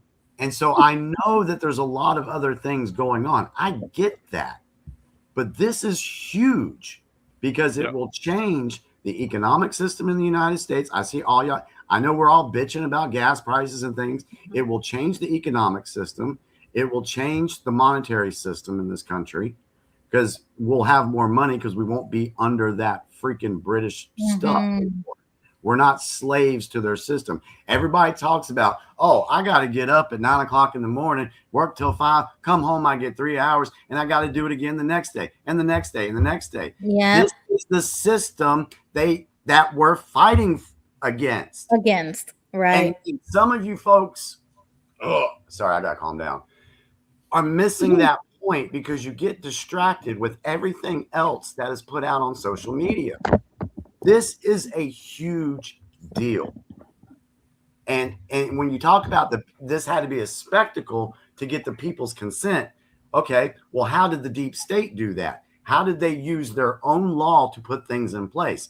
Think about it. They orchestrated 9/11. And then what came after 9/11? The Patriot Act. And everybody sat on their damn hands and didn't stand up because they thought, oh, well, this is a good thing that we go ahead and consent to the Patriot Act so we don't have terrorist attacks. However, terrorist attacks kept motherfucking happening. They got worse. And it got worse.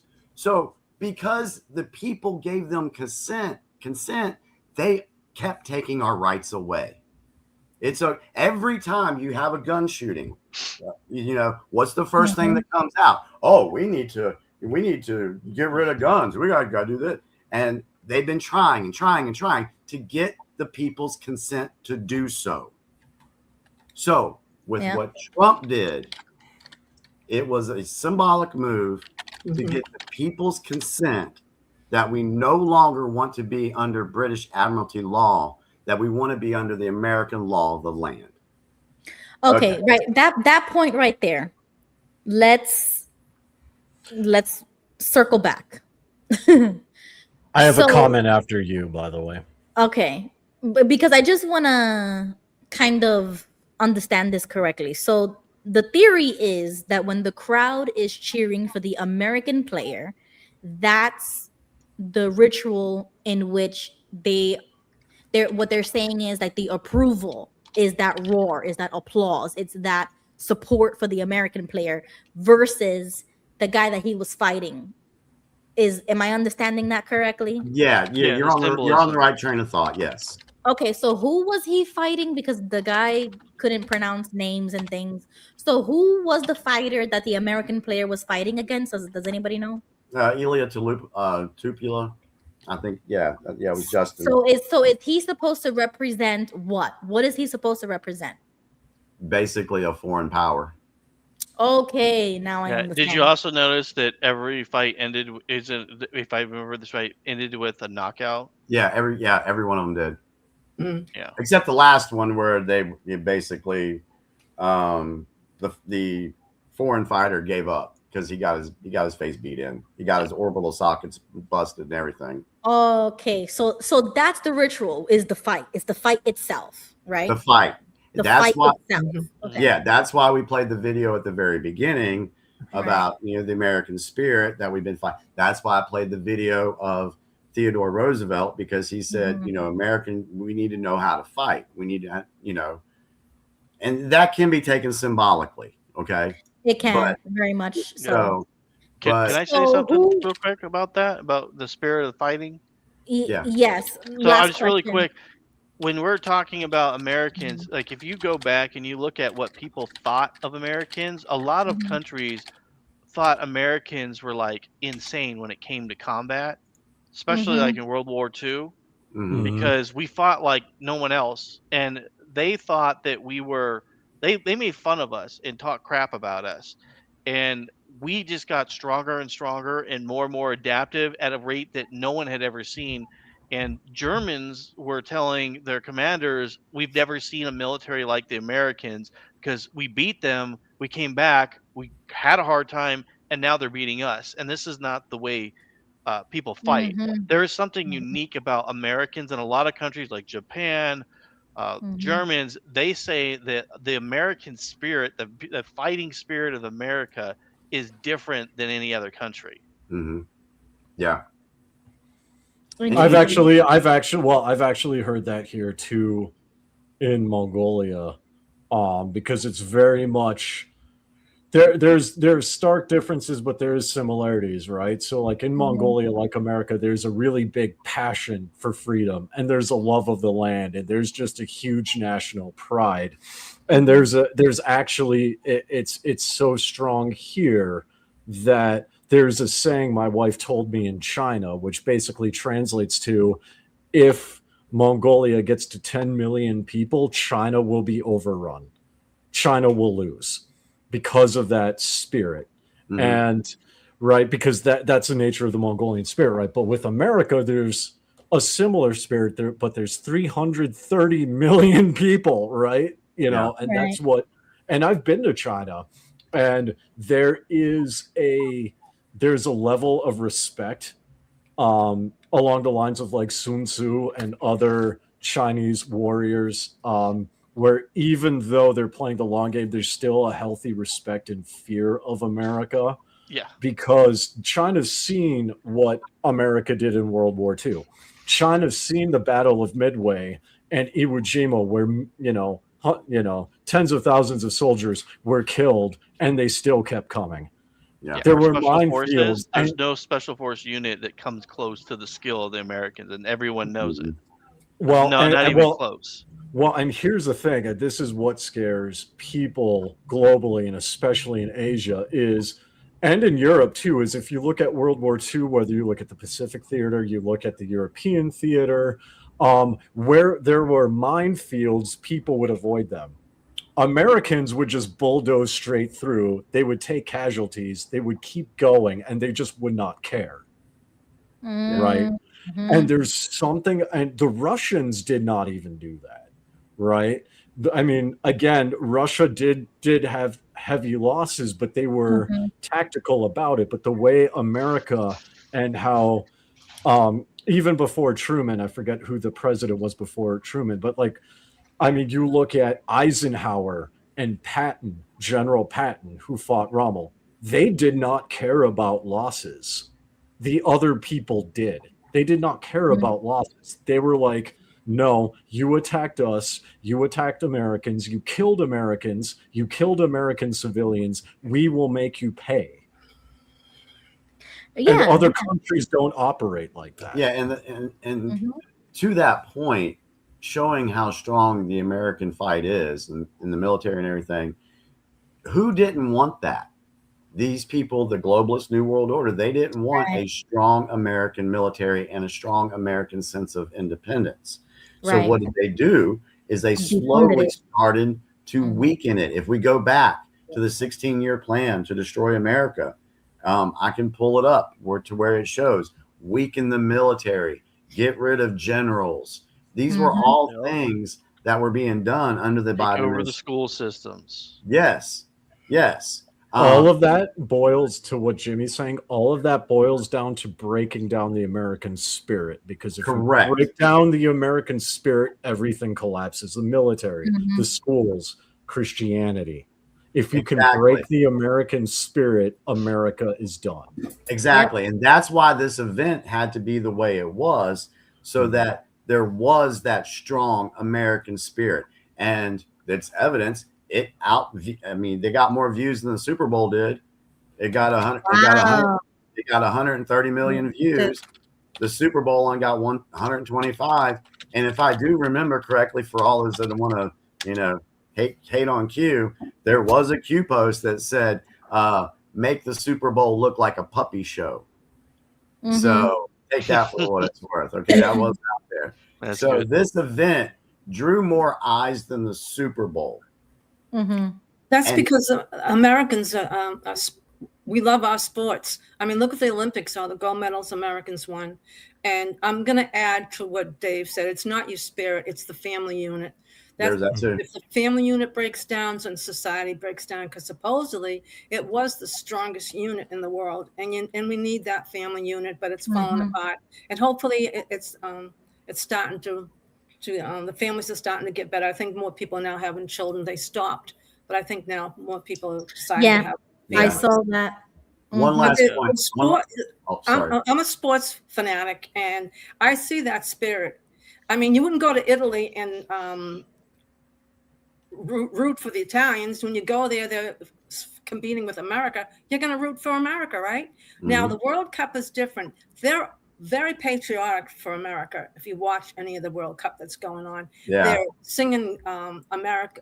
They're clapping. They're excited to be here. I mean, I think they're more excited coming here than the Americans themselves. So, the spirit is there. And I think they're boosting up the 250th year anniversary of our country. Exactly. I feel like it's leading up to that. Unfortunately, the state of Maine has boycotted some of their, it's always the blue states that are doing. Of course they are. No fireworks there. There's no fireworks in part of Massachusetts either, but other people are going to make up for it. Exactly. One last point I want to make on this whole viewership thing is this event was not aired on mainstream. It wasn't on Fox, NBC, CBS, on none of that. It was only on Paramount Plus.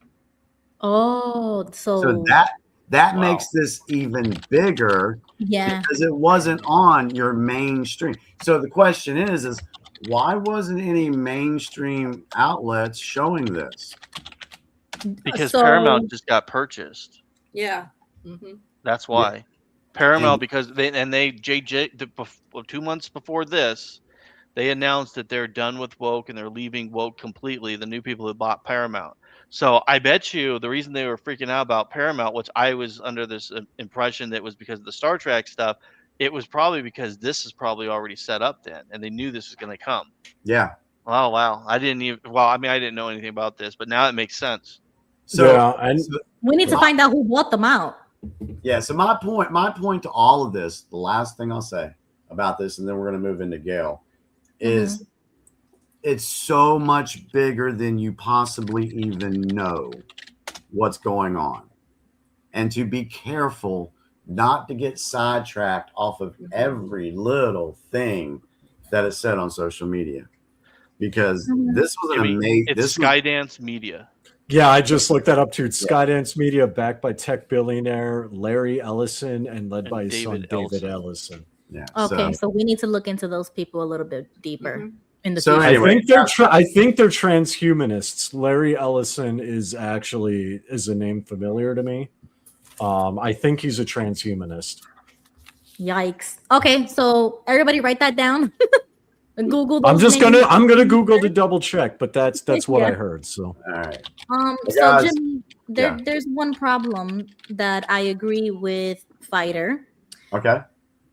What's that? I understand what Trump is doing and I understand the plan, right? I mean, I agree with it. Patriotism is something I've always had, right? That's not foreign. But the problem is I want to have that, but I can't I struggle with it when I already know that Section 224 of this proposed bill to the defense, military, whoever you want to call it, is trying to merge our militaries together with the IDF. And so when you say they're trying to, who are you Yeah. referring to? So let me ask that question to anybody. Yeah. When you say they are trying to merge the military, who is Congress. doing it? Okay. Congress. And who's in Congress? Our representatives, and that's the problem. There's Hold on. there's Who are they- representatives. Hold on. Who are they beholding to? Are they beholding to the people? No, Or are they- the lobbyists, in my Are they- opinion, to APAC. All right, so they're lobbying, yeah. So their allegiance is not to America. So they're putting this stuff. They're putting this stuff out there. This isn't, and so many people are saying, "Oh, President Trump is doing this." No, this is traitors of our nation in Congress trying to do this. Can I say something real And- quick to Ruby about this when you're last, done? Last point.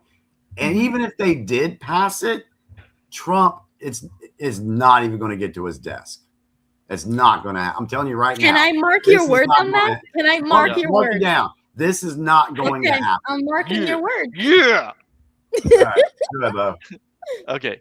So I'm just going to throw this out here. So who supplies that country's military weapon systems? Who gives them their vehicles, their parts? Who integrates all their technology? Who are you The referring US. to? Okay. Yeah, Israel. Oh yeah, So we sell it. if we fund their military, all their jets are from us, all their helicopters are from us, Mhm. almost all, well, not their tanks, but most of their vehicles are from us, most of their equipment is from us. Why Mhm. should they not be working for us? But they are. like they they have their are. own They're our military, right? allies, supposedly, Yeah, allegedly. but they're allies. they are But you're our saying they're allies. wanting to merge our military. That means they're going to be underneath us. That means the U.S. will be telling what to do instead of the British. So do you want Israel to be controlled by British, or do you want the Israel military to be controlled by the United States that can By say nobody. stop That's an blowing up? interesting perspective. If you want to look at that, that's an But interesting. that no, I'm sorry, Bo. I Like, disagree. do you because really think the little teeny, like their little teeny military is going to take us over? Like if we merge it's not together? just their military; it's everything that everything they embody. All of their intelligence, all of their Yeah. the Epstein types is what we're dealing with. We shouldn't be aligning with nobody else. It is unconstitutional. No foreign nation, government, or military should ever infiltrate or I have agree the with same that. I agree perks with that, or have Ruby. the same pensions or medals or acknowledgement as American army men. No, and they women. shouldn't be telling us what to do, but we should be telling them what to do. Because When we don't supply need, their we don't need weapons, a and we should. bill to say that. We don't need to merge our militaries for us to do that. That's the point. Is that they're trying to do something very treasonous, in my opinion, and give them the same perks and call it intelligence sharing, or like this would be such a great thing because we can like team up. That's the narrative, and we have to reject that as patriotic Americans. What if we went to the Epsteins of the Israel system, right? And Mhm. we are starting to see things change and arrests go into play. What if we clean house in Israel too? How would you feel then if we did If go we through? cleaned house in Israel, Israel will not exist anymore, and they have the Well, the Samsung Israel option, people would be okay? there, but a lot of their leadership would be Bro, gone. they would not exist because majority of their government is Zionists anyways, which is what we're trying to fight against in America. All these Zionist politicians who have dual citizenship running for office. What the heck is that? So they wouldn't exist anymore. I mean, and it would be no different. I'm just throwing this out as the other side. I just want you to know, Ruby, I'm not for this at all. I'm on your side. I was just playing advocate for the other we side. like to do that around here. Yeah. Let's give this about 5 more minutes and then move on to. I'm just keeping my mouth shut because if I say something, I'm going to get labeled a Nazi here. So They already think that of me, at least because I've heard it a million times, Dave. So Oh, really? it is nothing new to me. Oh, well, the artist was right all along, and I'd like to formally apologize to Germany. We were wrong. You did the right thing. Well, You know and the thing is, tweets I mean, I've seen. let's go back to the one guy that Dave brought up, Patton. Patton literally said, "We fought." He says, "I do believe we fought on the wrong side of this war." Yeah, and then a I week agree. later, he was dead. Yep, he got murdered. I agree. You see what I'm saying? So, we're not crazy. We're So not that crazy. that same system that we're fighting today was the one Patton said, "Hey, I think we were fighting on the wrong side." You know, and it's the same system that killed JFK. If exactly, we're gonna be super and that's honest. that's what we're destroying right now. That's what we're getting rid of. That was the whole spectacle for the Event 250, was to show people that this has been going on. Gone back to June 14th of last year was when this started. It's a legal process that has to be done under the system. And you have to do this to get out of the system. So if it's a legal process, then why are they trying to legally merge our militaries? That's two separate things, Ruby. But that's the desperation. To me, it's desperation, because the more that they are detangling us, there it is. they are writing bills. They're desperate. They're writing bills, and people are noticing it, like Ruby. And Ruby talking about that's how I feel. There you go. So maybe that bill was put in there for people like Ruby to see it, and they're not going to go for it. They're going to refuse it, and people are going to go, "Why are we doing that?" Exactly. There's a reason why we're focusing on it. That's how I feel, and I want the confidence to say that that's what's really happening, and that this bill will never pass. But the uncertainty is what kills me, because if it does pass, we're in trouble. You see what I'm saying? If Trump sees that, he needs to throw it away, right? I don't want him to sign it. That's the fear that I have, that Trump is not going to do what is necessary to do when the time. There's no way that Trump is going to share our resources. Going to do what needs to be done. Leadership with a foreign power. Well, He's never. Let's just say, I don't know if Ruby, I don't know if you've seen the interactions today. Go look today's news, but Trump isn't very happy with Bibi right now, and there's a lot of he's a lot of stuff going on. You got to open up a little. I'm taking your word for it, but right now, answer me honestly. Okay. Do you think that when the time comes, Trump is going to do what needs to be done for America? 100%, absolutely. You believe that? 100%. Wholeheartedly. Wholeheartedly. All right. Yeah, I'm gonna go with Jimmy. Ruby, if we're wrong, then make sure we know that for every single episode. Yeah. Clip this, Ruby. Clip this right now. Definitely. And then you can start a new intro, and you could just be slapping us. All right. Yeah. So real quick, I just want to double back to something, because I mentioned about the transhumanism aspect. I'm going to say he is, because I posted it in the chat. You guys could look it up. So Larry Ellison does not call himself Larry Ellison, the person, does not call himself a transhumanist, but he is very interested in defeating death and expanding the human life with technology. And then, as I just posted, Skydance Media, his company, does explore transhumanism and post-human themes primarily through its science fiction television and its other things. So I would say, as someone who's affiliated and knows people in that, he is a transhumanist. Yeah, which is most billionaires. So are we supposed to go to Gail's thing now? Yep. So let's go to Gail's thing. The next hour to Gail. Lily just joined us. Welcome, Lily.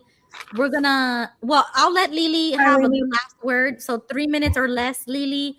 Go ahead, and then we're gonna go to Gail. Did y'all say Larry Ellison? Yes, they did. And Larry Ellison was involved with that bill in some way?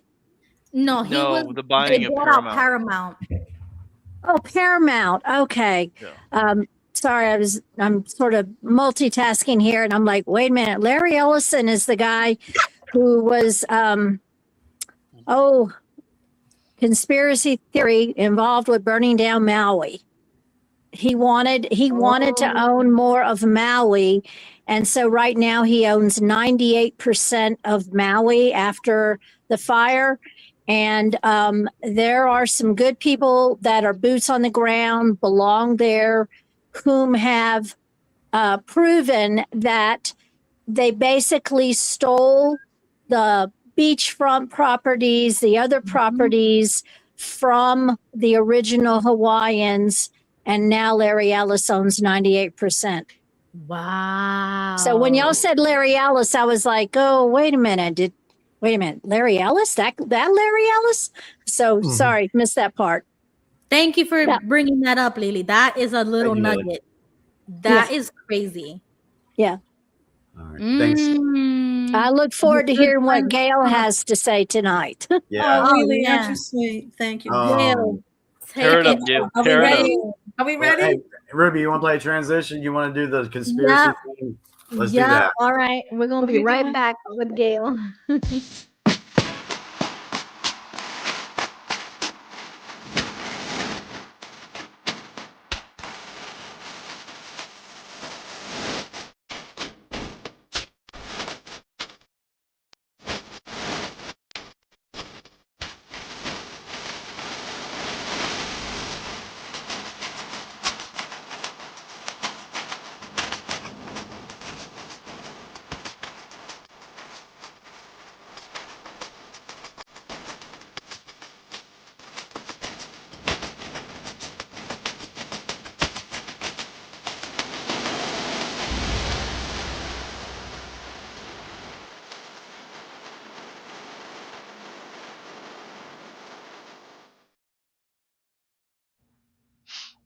All right, welcome back, everyone, to the Unrelenting Political Corner, the last half of the show this evening. We will be featuring Gail, who will be doing a continuation of the orphan train information that was brought out last week's episode. All right, is everybody ready? Yeah, if you're not familiar with Gail, real quick, when did you want me to play these videos? Because I really want to go out and smoke a cigarette. I'm trying to time it to make sure I'm After I talk about the Odd Fellows. Dude, yes. Go ahead. I kind of want to go smoke too, not gonna lie. Yeah, so go ahead, Gail. Sorry. You smoke too, Diamond? I've been smoking since high school. I've been Well, go smoking ahead. cigarettes since I Don't was light up 15. everybody. You can hear me while you're out smoking. But Jimmy just smoked, bro. We just saw the video. You went outside. What's going on? Calm down. If I could Will you be able to listen? Will you be able to listen while you're out Okay, smoking? Deep State says it's bad for you, so it's probably not as bad. All right, Gail. When do you want me to play these videos? When I'm done with the Odd Fellows, because you're going to show everybody who some of these members are. All right, was I going to do that first on the Odd Fellows? Well, no, do it afterwards because I want to give a. Okay. All right, you go ahead and start. I'm going to step out. I'll be back. Okay. First of all, I want to thank Bo because I sent this information to Bo and he told me about this guy named Thomas Wildley. And he's the one that's the founder of the Odd Fellows. And I'm going to tell you how the Odd Fellows connect to the orphan trains. Thomas Wildley, in 1782, he was actually an orphan. And then when he was 14, he moved in with his uncle. And this was in London. And in 1819, he came to America to start the Odd Fellow Society. So I wanted to know who funded all these railroad rides with the children and who funded. Did the families get money for these kids? So I did a more digging, which brought me to the Odd Fellows and then I will get into the Cabbage Patch Dolls. Well, I found out that the Odd Fellow Society is an extremely very wealthy society and the oldest one in the world. And they either financed or owned all the asylums across the country. And after I speak, when Jimmy shows you the video, this is going to be good for you, Ruby, because you want to know who the presidents were during this period. And most of them, believe it or not, were politicians, presidents, and some actors, which really surprised me. So all these asylums were built like castles. If you know of any asylums in your area, you'll see how beautiful, and they own buildings all over the world beautiful buildings, and half of them look like castles. And it all started in the 1800s, and most of them either ended or got demolished in the early 1900s. And you can look all that up yourself, because here in Massachusetts, we had two famous asylums. One was the Danvers State Hospital, which they copied Danvers State Hospital. It looked like a castle. The movie Batman series copied the building, the Batman series. And Hitler even copied some of the asylums in Germany during World War II. So this stuff, I'm telling you, this stuff has so many legs that are connected to it. And I guess I'll wait for Jimmy to come back on, and he's going to show, it's like 4 minutes, but it goes by quick because you're going to be amazed. They're going to show all the people, and they're going to have their names and the dates underneath them. And I was really surprised at some of them. Now, some people were odd fellows, and they were also Masons. So it all goes back to London, like Bo said last week. Man, this is a huge conspiracy. Like, if this is true, it's huge. It is huge. And not only that, they built asylums all over the world. And it was always in the 1800s. And I know in Danvers, they got rid of Danvers in the 1950s. Did you know the Danvers State Hospital, what's underneath them? I think I brought that up last week, was the Salem witch people that were hung. They buried them under the Danvers State Hospital. There's 700 bodies under there. Now they've got condos. Who wants a condo on top of that mountain? I don't know. But anyway, and also Worcester State Hospital is another one that just got demolished. But they all got demolished in the 1900s. Did you say Western State? Worcester State Hospital. Okay. And Jimmy's now going to show you the famous people that are odd fellows. All right. Odd fellows. Society, yes. They're an offshoot of the Masons.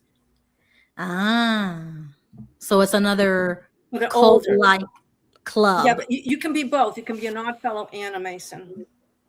Right.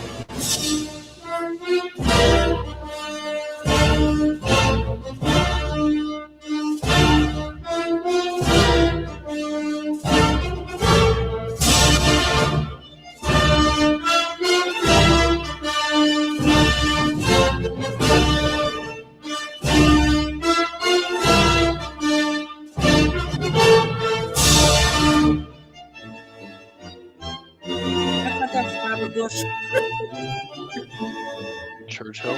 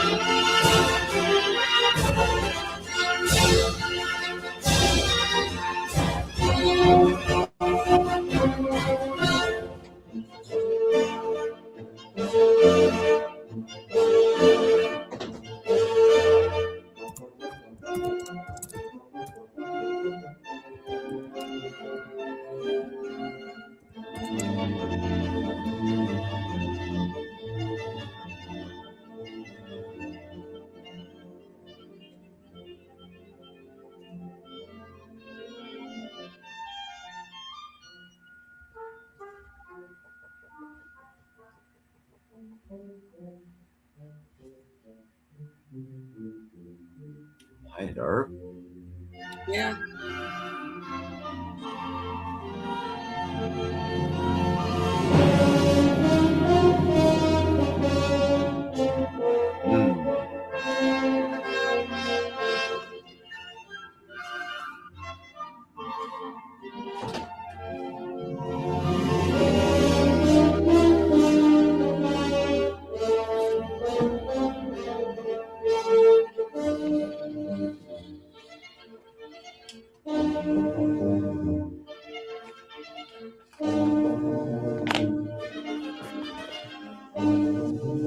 I mean, you can shut it off if you need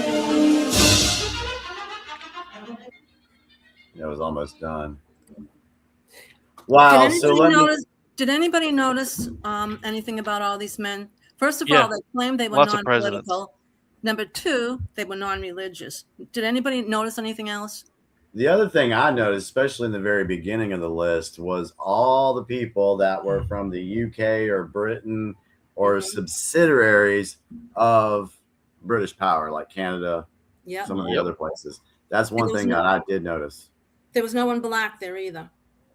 Oh, well, yeah, and I noticed to Gigi's point, I noticed that, and I was kind of wondering if they're all related because I know in England, like in other like dynastic rule around the world, it's all based on bloodlines. Like it doesn't matter where you are in the world, whether it's the But most U.S. of them are because they're all married into one another, regardless. Yeah. Even if they're kings or queens of different countries, they have marriages for hundreds of years, so they are all kind of related. But there were a couple of black people towards the end of the video, like the first woman dentist, the first certain like firsts of their kind, which is weird to me. Well, they did have another conspiracy. They did have black asylums and but they were segregated. And I do think there was an Oddfellow Black American society too in the United States. Do you know that they have a bone museum in Manhattan, New York, and it's real human bones, and these Oddfellow guys used human bones on their rituals. So like I think it was Bo said about rituals and occults. Well, they did a lot of rituals, and this bone museum, you can look it up on YouTube. It's unbelievable. It's fascinating, but it's crazy that they use, I don't know how they got their hands on real human skeletons, but Gail, the answer is yes about the black, and it's called the GUOOF. They have their own branch. Oh, the okay. Oddfellows have their own black branch. Thank you. So I was right. Okay, thank you. The reason why I wanted to show this, because I wanted people to see that these were all politicians, basically, and they were all wealthy people that funded these asylums and these orphanages. So that's why I wanted to touch on the Oddfellows. Hey, you want me to share this real quick? Because this is very interesting to me. There's a little video here. It looks like 7 minutes, but we can only play a little bit of it. But it says a secret society and their ritual skeletons exploring the Oddfellows. Do y'all want me to play a little bit of this? Yeah, go ahead. I've seen that. Interested in seeing that. Yeah. Hang on a second. Share screen. Is that one of the things I sent you, Gail? No, you just sent me about Wiley, the guy who founded it. But quick question, what's the difference between all I of think these? you did something about the Bone Museum. Is the video a white chick? An English chick? It's still loading. It's still I loading. have no idea. Yeah, as soon as it loads, hit pause it real quick, because my question is, what's the really quick, if anybody can answer, what's the difference between all of these clubs / secret society types when all of them consists of the same types of people, just different names for the same exact type of group? What's the difference and what's the point? There's no difference in any of these folks. They're all covenants. Yeah, they're all covenants, but they all have their own agendas. Yeah. Oh, okay. So they all have their own agendas. This was actually touched on in the Fallout TV series, another thing, in the video games, which is predictive programming, and I can go on for hours about this. But basically, the what it is all the wealthy people in that series and in real life, they have their covenants, they have their cliques, they have their own agendas, and they are at war with each other. I see. Okay. Yeah. The other thing is each covenant they worship different deities for different Mhm. things. Oh, And so their okay. rituals are based upon what deities that they're worshiping or entities. Mhm. Wow, that's dangerous. Yeah. In my opinion, that's Why do you kind of think crazy. they have skulls, and why do you think they keep bones and things like that? That's for occultic rituals. That's wild. Okay, I got the video up and ready. Jimmy. Do you like Oh, this bones? girl's Or good. have you ever wanted to be part of a secret society? If you are looking for both, then this video is for you. Among our exhibits here at the Bow Museum is an exhibit on one of these secret societies that were notorious for using real human bones. Hi, my name is Masha at the Bow Museum, and today we're going to be taking a look at the Oddfellows. Originating in the 18th century in England, the Independent Order of Oddfellows, or Oddfellows for short, are believed to have come as a differentiation from other fraternal organizations that are rooted in the trades, such as the Freemasons, who are believed to have come from a stonemasonry guild in the medieval ages. The Oddfellows were a group of people that didn't come from the classical trades and would work jobs back then that were considered to be odd, basically the outsiders. As their popularity grew, they quickly spread to Australia, Canada, and where we are right now, the US. The Oddfellows are believed to have come from a medieval guild that focused on helping people during tough times. And that is exactly what they did. Their motto was even friendship, love, and truth. How nice. The Oddfellows were known for charitable work. They would build orphanages and hospitals, they built cemeteries for their members, and also offered burials at a low cost or for free. They would also help their own members that fell on tough times financially. They were also one of the first and only societies to allow women to join under the Rebecca's branch founded in 1851. Allowing women to join in the 19th century, maybe they weren't the bad guys after all. Now, their popularity did start going down after the Second World War as societal and cultural attitudes shifted away from joining secret societies. But there are still ongoing branches around the world with their activities unknown. Now, let's talk about the elephant in the room, or the skeletons. Yes, the Oddfellows did use real medical human skeletons in their practices, but they weren't the only fraternal organization to do so. In fact, at one time, it was so widespread for them to do so that medical companies actually started advertising specifically to these organizations. One Illinois company, Demolin Bros & Co., who now sell marching band uniforms, actually started off selling fraternal organization paraphernalia. They would sell ritualistic cloaks, as well as initiation devices such as strict chairs and Ferris wheel goats. And the Oddfellows is just one of the organizations that would purchase from them.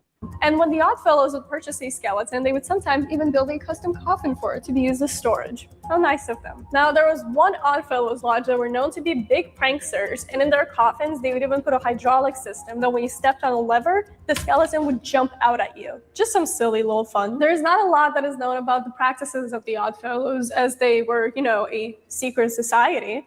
What we do know is that they use skeletons in some of their rituals. So let's talk about one of them now. And we're going to talk specifically about their initiation ritual. Maybe you can become an Oddfellows after this.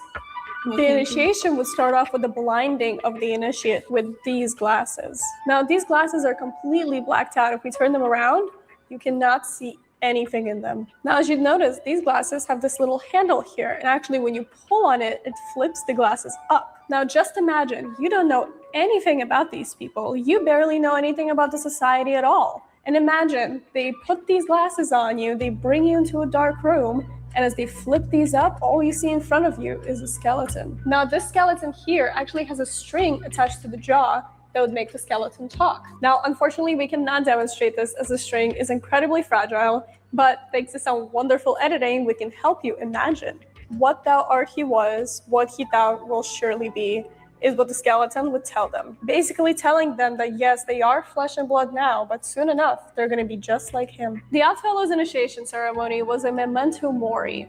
It was important for them to know that you only have this one life to live and you should use it for good. The initiation would start with the initiate being blindfolded with these glasses and brought into a dark room called the Lodge of Reflection. If you've ever heard of the term hoodwinked, it's believed to have originated from this Oddfellows practice. These glasses also had high side rims, so you would not be able to see anything that was not directly in front of you. Now, with this history in mind, I'm sure you're wondering, why and how do we have these skeletons here at the museum? Does this make us a secret society? Of course not. We're open to the public Wednesday to Sundays, 11 to 7 p.m. in Bushwick, New York. So make sure to come visit us in person. But all right, I guess that's good enough for guys now. Yeah, this is the video I was talking about. Yeah, I didn't know any of this stuff. So let me get this straight. So these people, the Odd Fellows, Gigi, they were responsible for like the asylums and the orphanages. They were funding them. They were funding them. Okay. And they own some of the buildings. Okay. So they were okay. All right. So they were funding them. Okay. All right. Go ahead, Gail. Oh, the next one we're gonna show it's like 7 minutes long, but we're only gonna watch 3 because it's very important to watch the beginning of this. And I it gets into the Cabbage Patch Dolls. Well, any more questions about the Odd Fellows? I actually have one. Yeah, go ahead, David. Oh, you want me to go? I gotta ask, and this might sound really weird, but bear with me. Do we know if they were cannibals or used blood in their rituals? Not that I know of. I think it was strictly the bones. Just the bones. We don't know. Like we if don't they know. are, there's no record that I've been able to find there of it isn't. yet. Okay. Quick question, Gail, if you have found this out. So they're really presenting themselves as like really good people, charitable, Right. like the friendship, love type, whatever acronym they had there. But what's the real agenda? What is their real like? I'm gonna do some more digging on that because okay. On the out, they look like they're doing something good for humanity. By the orphanage. But if you look what the history of what went on inside the asylums, it was just horrible. It was barbaric. Never judge them by what they say. Right. Judge them by their actions. Right. They're okay. Oh, I forgot what the time period they were. They're the modern 1800s. woke. You know how woke tells everyone that they're here for the planet and they're here Right, climate change and helping the trans community, and then you look what they're doing in real life. It's the same playbook. Every single generation. I want to add to the reason why these orphan trains went out the Midwest. Don't forget, they were building up the country, and they were building it up as industrial and agricultural. But they don't tell you where most of these kids went. They went to factories, industries, and farms. Do you think they were treated nicely? They worked them all day long. And probably a lot of them died. I mean, Yeah, I'm assuming exactly. most of them died. Which is sad. And I don't want anyone to know that actually our country was probably built on these child trafficking labor that was going on. And I think eventually they did an executive order for child labor laws because in the 1800s they didn't have them, and they used children that were orphans to their advantage, put them to work and make them as slaves, and that's what it really boiled down to. It was disgusting. Yeah, that's why my original question, I'm trying to make sense of it, because there was presidents and politicians on both sides of these like societies. So it's like, well, who were the real good and good or bad ones? Because all of this was happening and they're all in the same time period. You know, like one became a president, and then let's give an example. The next president was of the other secret society. You know what I'm saying? And then what Dave said makes sense. Is like they're at war with one another. So it's like our reality, we're thinking that this is just like another Tuesday. Like this is how things go. Yeah. But for them, it's like a tribe, like a war between nations for them, because it's like two different groups, two different teams. It's a holy war in a way. It's a holy war in a way. And don't get me wrong, some some of the children did go to wonderful families and they became wonderful pillars of the community. I'll use that phrase.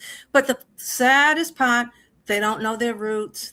No photos of these children, no documents, no certificates. Some of these kids had parents, but they couldn't afford to take care of them, so they took them away from them. So we've got people walking around that have no idea what their roots are. And I'm going to do, I probably won't be able to do it tonight, but incubated babies back in the 1800s.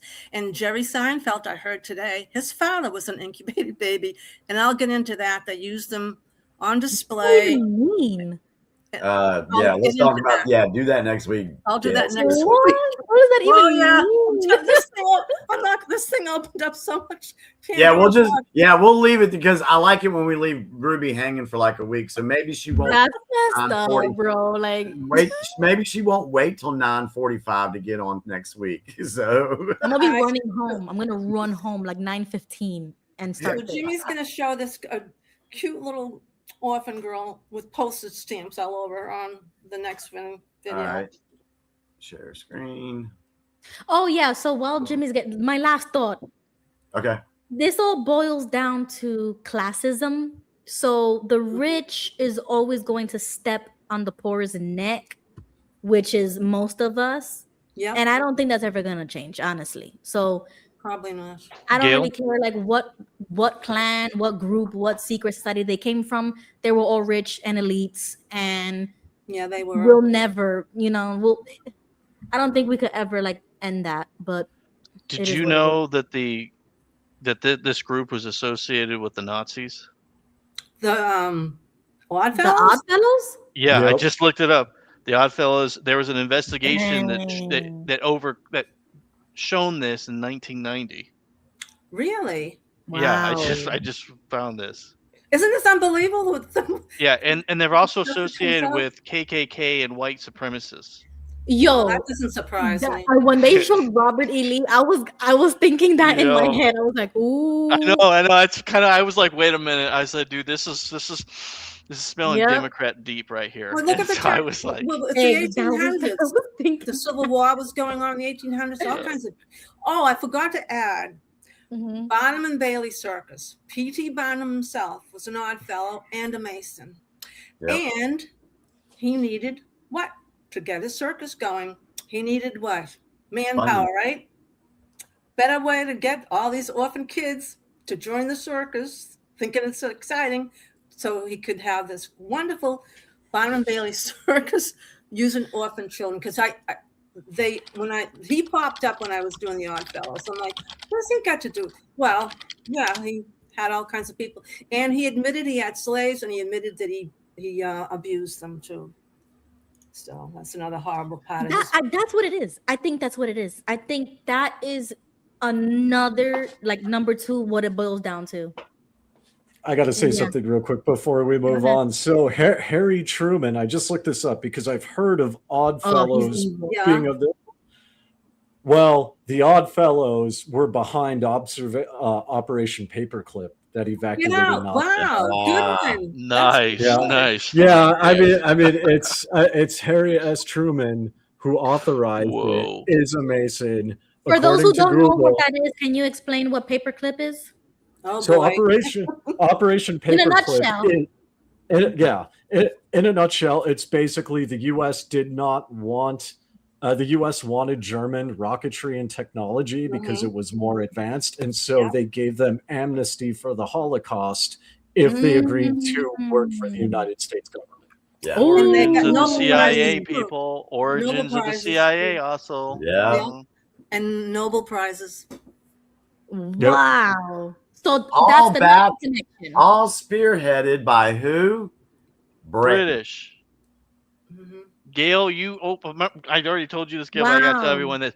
When Gail told me about this, I saw this thing and we started doing investigating. I was like, Gail, you just opened up a whole other can of worms, and it went straight to Britain because I was like, Gail, I have this He was feeling right. it smells He was like right. Britain. And then me and Gail were investigating this, and well, sure enough, the big bees Well, are there. Yeah. That was another point I was gonna tell you, Bo. Before us, Britain was the empire and was colonizing the entire world. So it would make sense that all roads lead to Britain before they lead anywhere else, at least in our modern history. So I will never doubt that it doesn't. You know what I'm saying? Like that's just like. Well, I mean, I know common that, but sense. what I'm saying is yes, it does. But when we look at the darkest aspects of human society, trafficking, drug trafficking, and now one thing like industry and creating colonies, yes, a lot of them go to the British Empire. But when we're looking at the most darkest and evilest shit on the planet, it is going to the Brits. Yeah. Like that's to me, that's too much of a not a coincidence. I'm going to say Right, there's it's too many not. coincidences that they're all going to the same place. And then Right. all these organizations, like, I don't know this for sure, and don't quote me on this, but I've heard, and I haven't done too much research, that Adolf Hitler was originally, the group that started the Nazi parties. The original Yes. was backed by the British, but I don't know if this is true or not. Well, so backed. Here's the thing, that's debatable. I've done a lot of research on this. So Dietrich Eckhart, who was a part of the Tula Society that shaped Hitler into who he was, right? He and other members of the Tula Society studied in Britain, and they say in their own memoirs they were inspired by Britain. Whether or not they were backed is debatable. Well, and then I'd say that because Adolf Hitler, he thought that the British were going to fight on his side. Like, he really thought that. And when the British did it, he was all pissed off. Mm-hmm. And that's when he went after the secret societies, because he found out that what happened Which in World makes War sense, I right? Like, was now caused by everything the makes British. sense. Yeah. Wow. It's all a plan. This is insane. Okay. All right. I'm done. Sorry, Okay, Gail. we're going to show the next one. Okay. I want you to watch this first before I talk about the couch. You'll see, understand how this fits in. All right. So when Jimmy's ready, he'll share his screen, and then I can put it up on the panel. Okie dokie.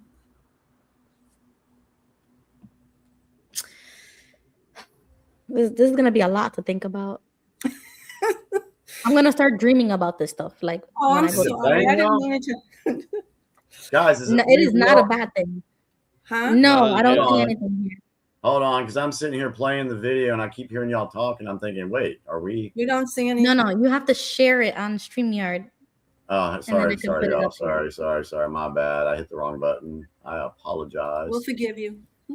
Okay, now I see it here. Put it full screen. All right, here we go. On February 19, 1914, a little girl named May Piersdorf traveled 73 miles across Idaho with 53 cents in postage pinned to her coat. She was just shy of 6 years old. The route was ordinary enough. Grangeville to Lewiston, then on to her grandparents. What was not ordinary was the category under which she moved. Not passenger, not daughter. For a brief, astonishing moment in American history, she was treated as male. That detail is so strange it almost resists interpretation. It sounds like folklore or satire or one of those stories history produces only by accident. But the more I kept returning to it, the less it felt accidental. Because once you notice a culture willing to imagine children as things that can be routed, labeled, displayed, forwarded, or reassigned, other images begin to look different too. Even the cheerful ones. Even the absurd ones. Most people know the Cabbage Patch as a toy aisle memory from the 1980s. Soft dolls, adoption papers, a sales frenzy dressed up as affection. But the Cabbage Patch long predates the toy. In the late 19th and early 20th centuries, Europe and North America were flooded with postcards showing babies sprouting from cabbages. Not one or two, thousands. In the Francophone world, these were part of a familiar visual language around birth announcements.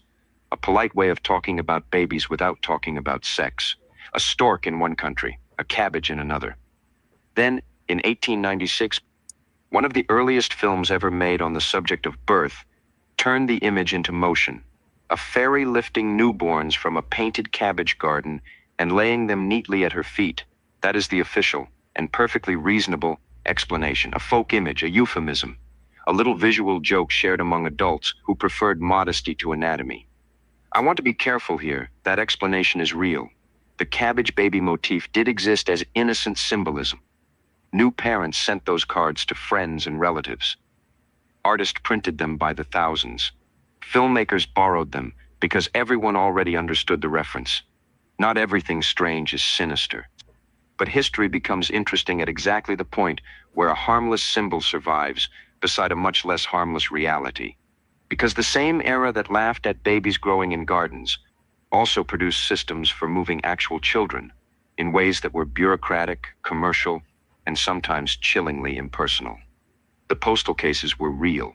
A few children were literally mailed through the new parcel post system, carried by trusted postal workers until the Postmaster General finally had to issue instructions that human beings were not to be accepted in the mail. The orphan trains were real too.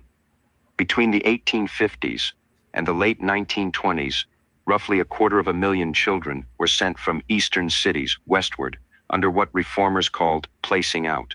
The language sounded charitable. The staging often did not. The familiar version of that story is rescue.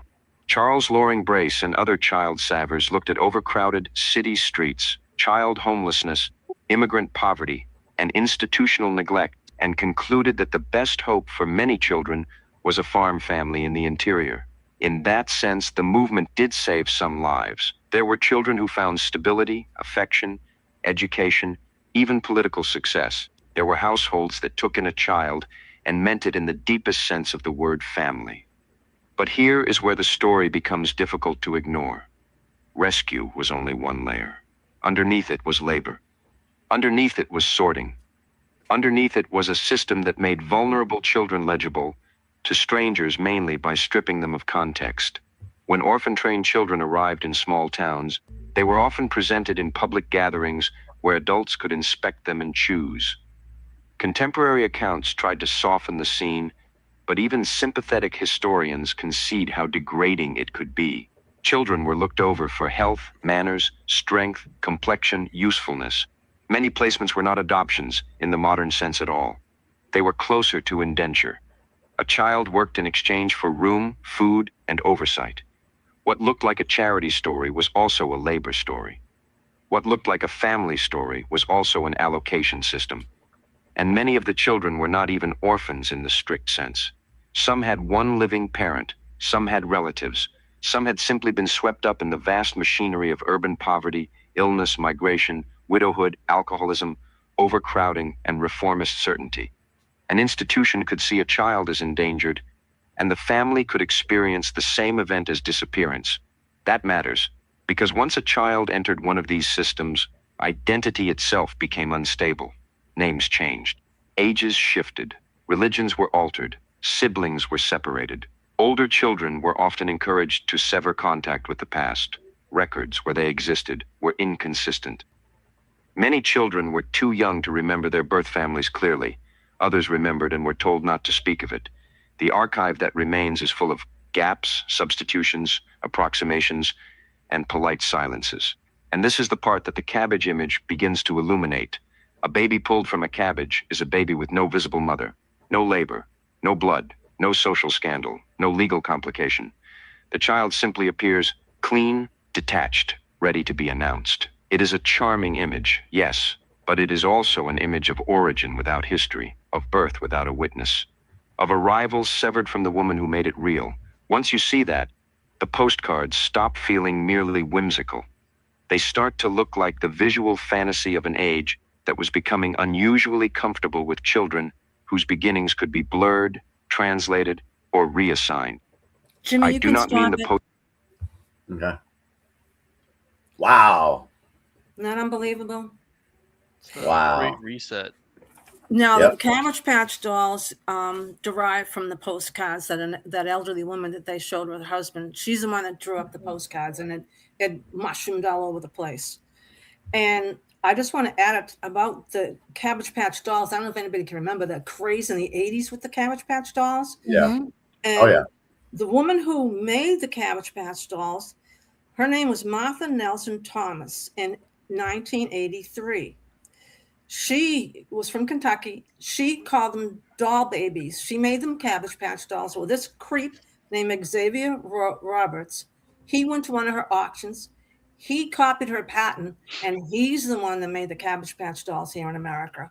He made millions upon millions off of her patent with the Cabbage Patch Dolls. Wow. Yep. Wow. Mm-hmm. And I And remember what he did was he put little birth certificates in each little Cabbage Patch Dolls to Yep. make them look so sweet, like they were being adopted. That's Yep. how sick this was. So, okay, a couple of things here. Go ahead. Because this is reminding me of like Build a Bear, where you can build Yes. the bear, get Oh the no, certificate. don't bring them up. Wait, what? There's another conspiracy with them too? Oh no, I don't know. Who knows? I'm not looking them up. Trust me. Oh, I was about to say, because please. She said no more. No. I'm going to keep Yeah. my mouth shut because there is. So Oh no. Oh no, with the Build-A-Bears? Okay, so I save it wouldn't for doubt it. I don't want to. So the very short version is, if you look at the timing of the Build-A-Bear compared to socially what was going on and why they're so popular, some people hypothesize that it's a reference to designer babies, right? You build a bear, you build your own bear, you give it to a family, you give it to your friends, and it also implies surrogacy because guess what kids do? They build a bear and then they give it to their friends. It's supposed to be a companion, right? You Yeah, give it to your friends. What do? You have a baby, give it to someone else. Okay. Oh, please. I'm gonna put a pin in that because I'm not going there tonight. No. No, I know. That's just a short version. Okay, I'm going thank to end you. with the Little Rascals because I said I was going to talk about the Little Rascals. Now, the reason why the Little Rascals got linked with the orphans, it has nothing to do with the orphans, but I'll give you a little history. Hal Roach was a silent movie producer, and he was outside one day and he saw a group of kids playing stickball. So he came up with the idea for the silent series called Our Gang, which later became the Little Rascals. And they were all orphans. They didn't have any families, and they had the hate girl clubs. But then I was watching this documentary on them, and there was a lot of symbolisms from Masons on some of the silent movies. They had things that would depict that they were Masons, which I didn't know what the connection was. And I said, I'm not even going to bother. Well, anyway, when the Little Rascals came in the 30s, they all had families. They all came from the staff that was working on the Little Rascal production. So I just want to squash that because people say that they were from the orphan trains, and they weren't. They had nothing to do with them. They just portrayed orphans when they started off with the silent film Our Gang. And most of them were actors, and some of them were pretty famous actors that starred in Our Gang and the Little Rascals. So I just wanted to say that because people have, on Joe Rogan, some guy linked the Little Rascals to the orphan trains, and they had nothing to do with it. Okay. So, and next week I'll talk about the incubating babies that were displayed at the World Fairs. These were real newborn babies that this guy put in glass incubators and charged money to go look at them. Yep. Okay. So so when I was watching that video, a couple of things popped up in my head. The first thing that popped up in my head was that this is the consequences of abolishing slavery. Because as soon as that was abolished, something is always going to replace what was there before. And they're going to replace it now. Instead of Black people, now it's children. Yep, children. Unfortunately. And not only is it just children, but it's also children that were also like historically slaves even in their own countries, because those races of people were also slaves. It was Black people were not the only race that were used as slaves, right? Like newsflash. So not only was it children, but it was also the children of the immigrant races that came over here. That was the first thing that popped in my head, was like that replacement theory, because it was slavery was no longer a thing. Can I add something to that point, Ruby? Go ahead. That was my first. Yeah, I want to hear your second point, but I want to make sure I make this one on this one. Yeah, you had the children that were being used to replace the Black slaves. Okay. Once they couldn't use the children anymore, think about slavery is an economic thing. Right. So economically, once they couldn't use the children anymore, who did they use? I'm still getting there. I'll tell you the answer. I'll tell you the answer. Go ahead. All the people, because it was it was an economic thing. So around that's when 1913 came in with the Federal Reserve, and all of us became slaves to the system, debt slavery. So that was the progression of that. And women That in makes factories in World War II, they took women out of the home and they put them in factories. Factories. Correct. There's something I Well- want to tell you guys about the cabbage when you have a moment. Go ahead. Okay, what one point to Dave's Let- comment, because I'm sorry, that was a consequence of war. I don't necessarily believe that it was an intention to take women out of the home, but it is more Oh, of no, like it a totally was, symptom Ruby. of It was on both sides. It totally was. Yeah, there's validity to both of those points, but Okay. I think the majority of it was they knew. Hey, economically, how are they going to get more money? Oh, right. They were forced to. They were forced to because all the men died. But no, I'm talking about the people that ran the system. They needed more tax Okay. revenue. So how do you get more tax revenue? You put these women to work too. Yeah. And then it yeah, was. but they had. Okay, hold on. I know they had to go We're to the work. deconstructing narrative live, okay? Because this is what I learned in school. Let's rewind for just a second. Mhm. The women had to go to work because their husbands went to war. It wasn't like they had a Yeah, there choice. weren't enough men to do the jobs. Okay, Correct. I agree with And that. that was then- But designed on who purpose. started the wars? Who designed the wars to occur in the first place? The bankers. That's The that's elite. my point. And they want Exactly. more That's my taxes. point. So And how are the- you going to get a that's greater my- population instantaneously? It doesn't work. You're going All to right. wait for the children and the dead men to come back, or are you just going to turn the 50% that's already there? But like I said, it's Taxing. a symptom of that. Okay, so I don't think that was the let's look at the intention. timeline. Let's look at the timeline thing here. Ruby is correct. Yes, the women had to go to work because of the war. Okay, men died, all that. Right. Fast forward. Let's go ahead and fast forward this because yes, Ruby's right. But fast forward about another 25 Mhm. years. That's when women started coming out of the homes because the bankers needed more tax revenue, so they would be able to tax the women as well as the men. So it's a time frame thing there. So, Okay, you that see what I'm saying? that helps. That helps. Okay. Okay. So yes, Alright. that was by design. Okay. You guys ready? go ahead, bro. Okay, Cabbage Patch Kids. Now, Mhm. did you know that the cabbage is associated with the Celtic system and it is a symbol for magic and love magic? Yes. I So, did not know I that. want you to think no. about this. Hold on. Cabbage Patch Kids and the love magic. So we have kids being associated with something that's associated with love. Kid love. That's what the Cabbage Patch Kid means. Think about the symbolism. The cabbage Okay. itself represents in the Celtic Mhm. belief system of sexual behavior. Sexuality and now you're putting a fertility. child on that sexual behavior. Okay, are you Intentional. insinuating that it is directly involving the children? Yeah, so if you Yes. if you go look up, does the cabbage cat have a significant it does cabbage have any significant in the occult? And you'll see that it does. There's not just one thing. It's got a long list of things. It has a lot to do with magic and other occult things. The cabbage does. They view it for whatever reason. They view the cabbage has something to do with like reproduction, sexual fertility, and all that stuff. So Okay. with that being said, if you're a Satanist, because that's what it is. That's a satanic Right, belief system. All cults are all satanic belief systems. They like the PD stuff. Now what are we doing? We're taking orphan kids, putting them on the vegetable that symbolizes our Mhm, lust, and now we're selling it to a bunch of Christians. Okay, I get that element, but let's rewind again, just real quick. Uh-huh. That was just like the symbolism of a birthing announcement, like, oh, we're pregnant, and But that was what is its origins though? okay.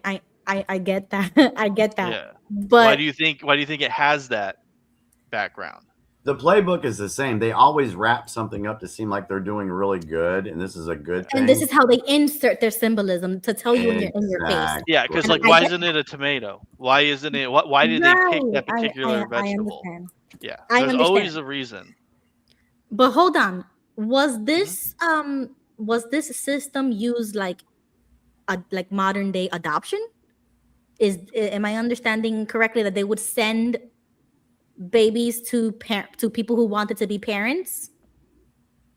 I would say, yeah, the adoption age. Well, okay, yeah. Hold on before I speak. Yeah. Hold on a second, because I do believe that the adoption agency is completely flawed. I do believe that, yes, just like with the orphan trains, some of these kids, they do find good homes. They do become good members of society, and have successful lives.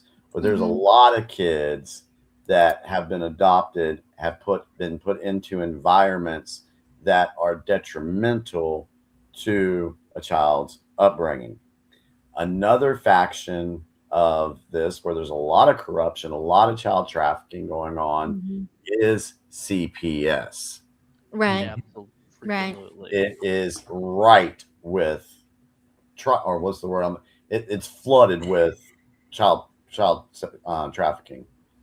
So, But Yeah, with the I don't- cabbage, I'll go ahead, Dave. Sorry. Go Yeah, ahead. well, I was going to say, to your point, the Cabbage Patch. I mean, it is child trafficking, right? And it was a Right. form of adoption, and I would argue it's no different than modern day adoption, because back then all you had to do is say, I want a baby boy or baby girl of this age, and you would pay postage and one would magically show up. That's what I was trying to get at. Yeah. That I Yeah, need to and that's why Jimmy was saying, yeah, some of them got good homes, a lot of them didn't. Just like today, if you pay $40,000 and can find a good lawyer, yeah, you can buy a child. It just costs more. Okay, so that's like the underground evil stuff that's going on. They're using this as a mask to send children to and buy them, sell them, whatever. I mean, and there's documented evidence of, let me be sure the way I word, fuck it.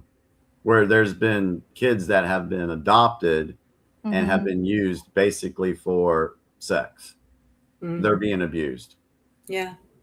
I mean, exactly. There's no checks and balances, so we would never know. Like, Correct. that's the problem. We will never know anything, honestly. Yeah, the fact that there are no checks and balances tells you that it's going on. Exactly. Yeah, it's That's pretty what- sad. It's pretty red sad flag. because there are people out there, and I can just, I wasn't able to have kids. I was just wasn't able to have them. But what if I wanted to, have a child back, when I was younger? It would cost so much to do it. Why do they make it so difficult for people, your everyday Americans, to be able to afford this? That's a good point. Because they want them to go into that machine, that industry, so then they can go to the people Take advantage. that don't deserve them, that get them, they get state money, Exactly. and then they work that avenue for that. Now, I'm not saying, because I know people that take kids in and stuff and adopt them, and like they're like fantastic people, Yeah, and they of course. take kids that are, I mean, most people can't deal with. But I'm just saying, like what you were saying, Jimmy, is we know, especially after a Biden administration, what was going on, what's been revealed, that there was, I mean, the 300,000 that went missing. Like, how on earth in the I mean, everything you do is tracked. How could you possibly It's a lose lie. kids? It's It's a complete and lie. utterly on purpose. It's a There's lie. no See, way this you could accidentally lose kids. This is why I get so frustrated sometimes when I'm talking with folks, because we're talking about children here. Our precious, the most precious of all of us. Right. And you got people wanting to, complain about, this or that, or, oh, Trump said this, or it's like, guys, there's more serious things going. And the children thing, a lot of people don't even want to talk about it because it's uncomfortable for them. Like Ruby.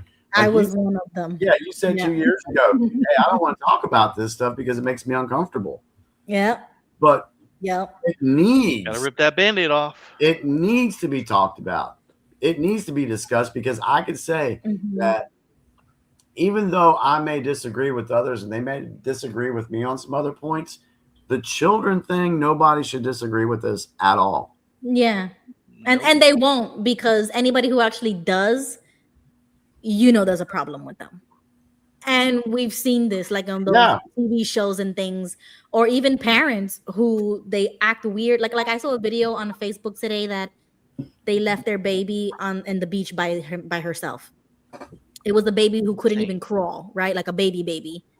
And when they see the cops and everybody's like, "Oh, why did you leave your baby?" They're just acting like, "Oh, we just went for a walk," like so nonchalant and like acting dumb.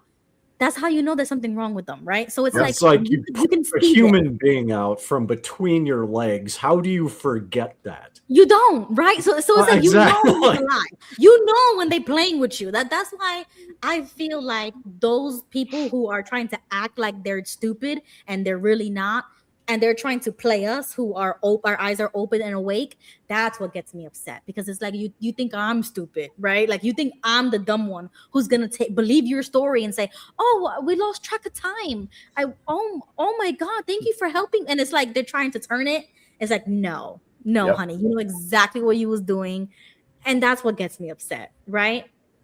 Really quick, Jimmy, when you was saying that 2 minutes ago, I was thinking of that this is just like this child problem like we're having because of the Satanists, and what Bo kind of already explained to us. I feel like this is a cycle that just reinvents itself through time. So it was then the trains and the cabbage. Then it just morphed and evolved into different things to what we have today, which I can identify like Planned Parenthood, abortionists, etc. Because it's the exact same thing, but they were just handling it differently back then, because I'm sure a lot of those kids died, they abused them, etc., which is exactly what's happening today with adoption and these same-sex couples adopting babies just to abuse them, and then they get caught later on when the police finds out that they've been doing this, because the child either died or like CPS got involved or something, revealed or exposed what was happening to those children.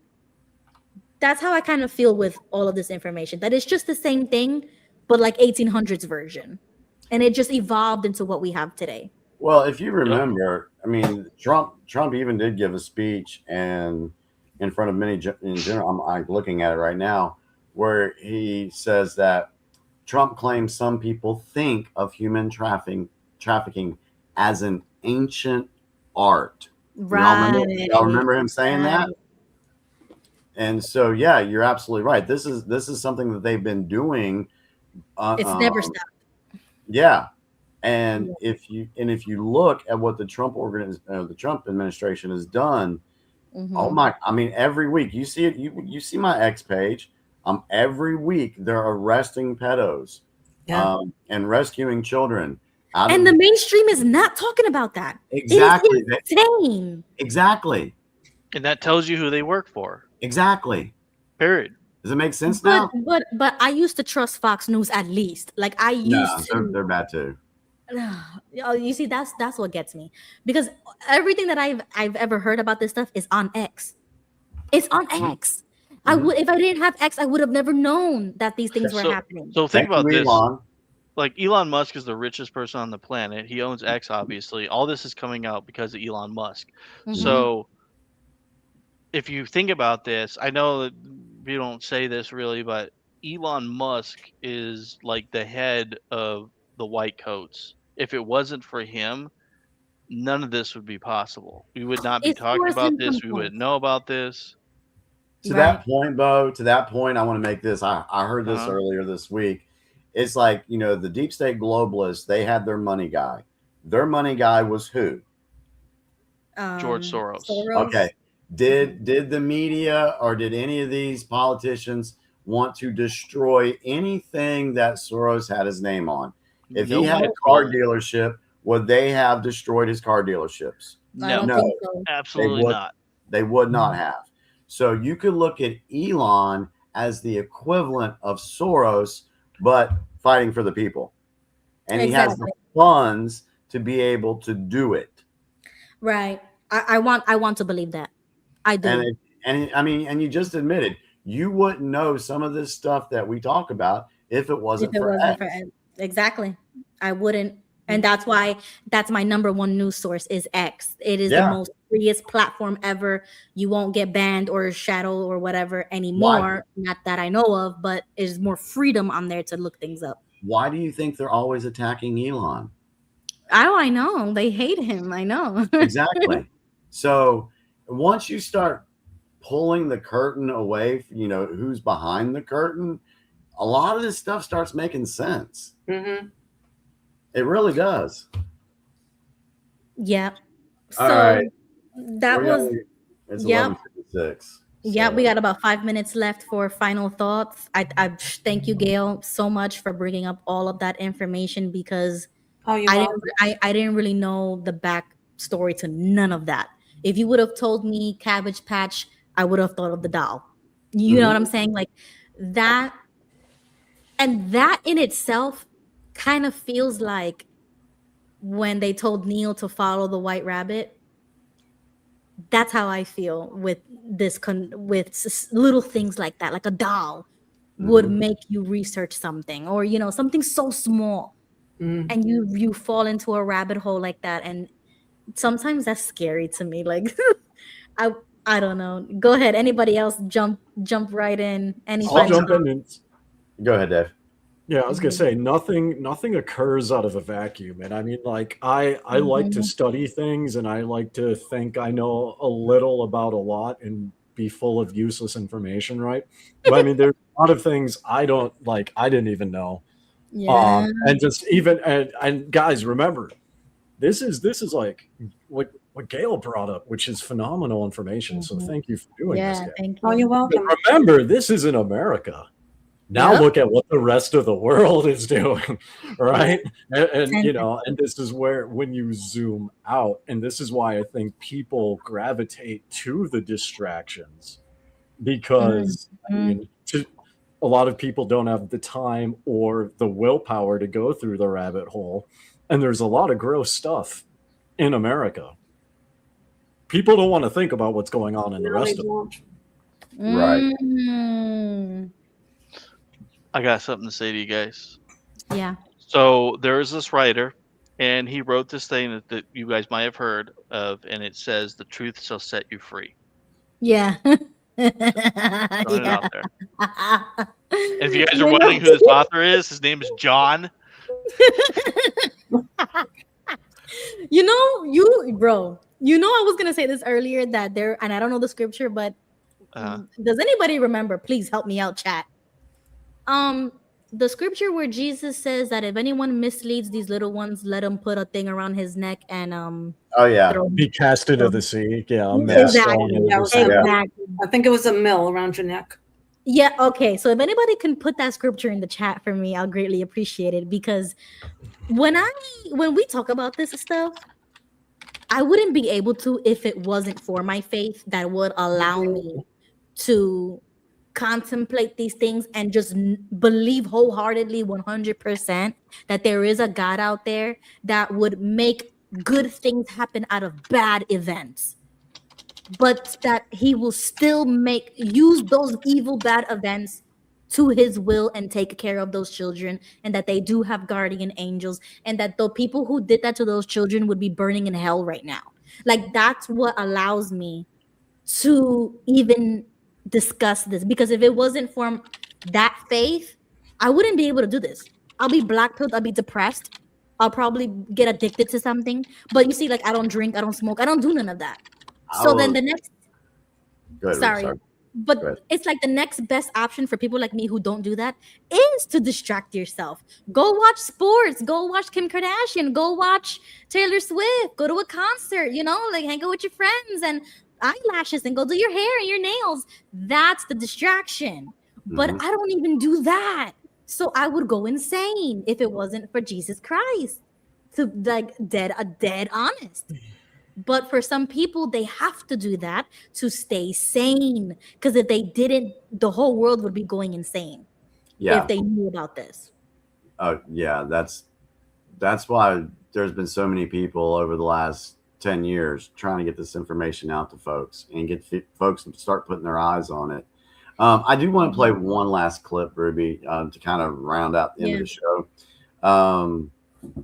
This clip is actually kind of I think it's kind of good. But we talked earlier about the storm. That one video I did, it talked about the storm. All right, so let me share my screen, and the guy doing this is Derek Johnson. Derek Johnson's been really good sharing a lot of this legal information about the Law of War manual.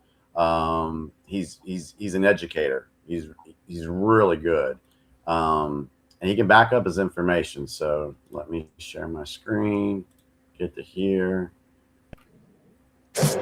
I'm sexy and I know it. That one. Jimmy, That was. what are you Hold doing? on, hey, hold on. Hold on. Let me pause. So I saved that. Hold on. Let me stop. I saved that because me and my wife share funny videos to each other, and I haven't been able to show her that one yet. Can you send that to me? Can you send that to me? My wife is gonna love it. She's gonna love it. I need to be thankful. Okay, all right. So before we get serious, let's go ahead and play the cat one. I'm sexy and I know it. What's the name of the animal? On the flag. I'm sexy and I know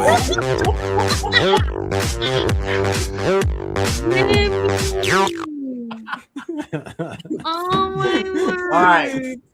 Now that we've had our laugh, let's go to this Planning about. You planning about. You should be actually enjoying the show, no matter how bad it gets. You should be, bad in your definitional terms, because it's not bad.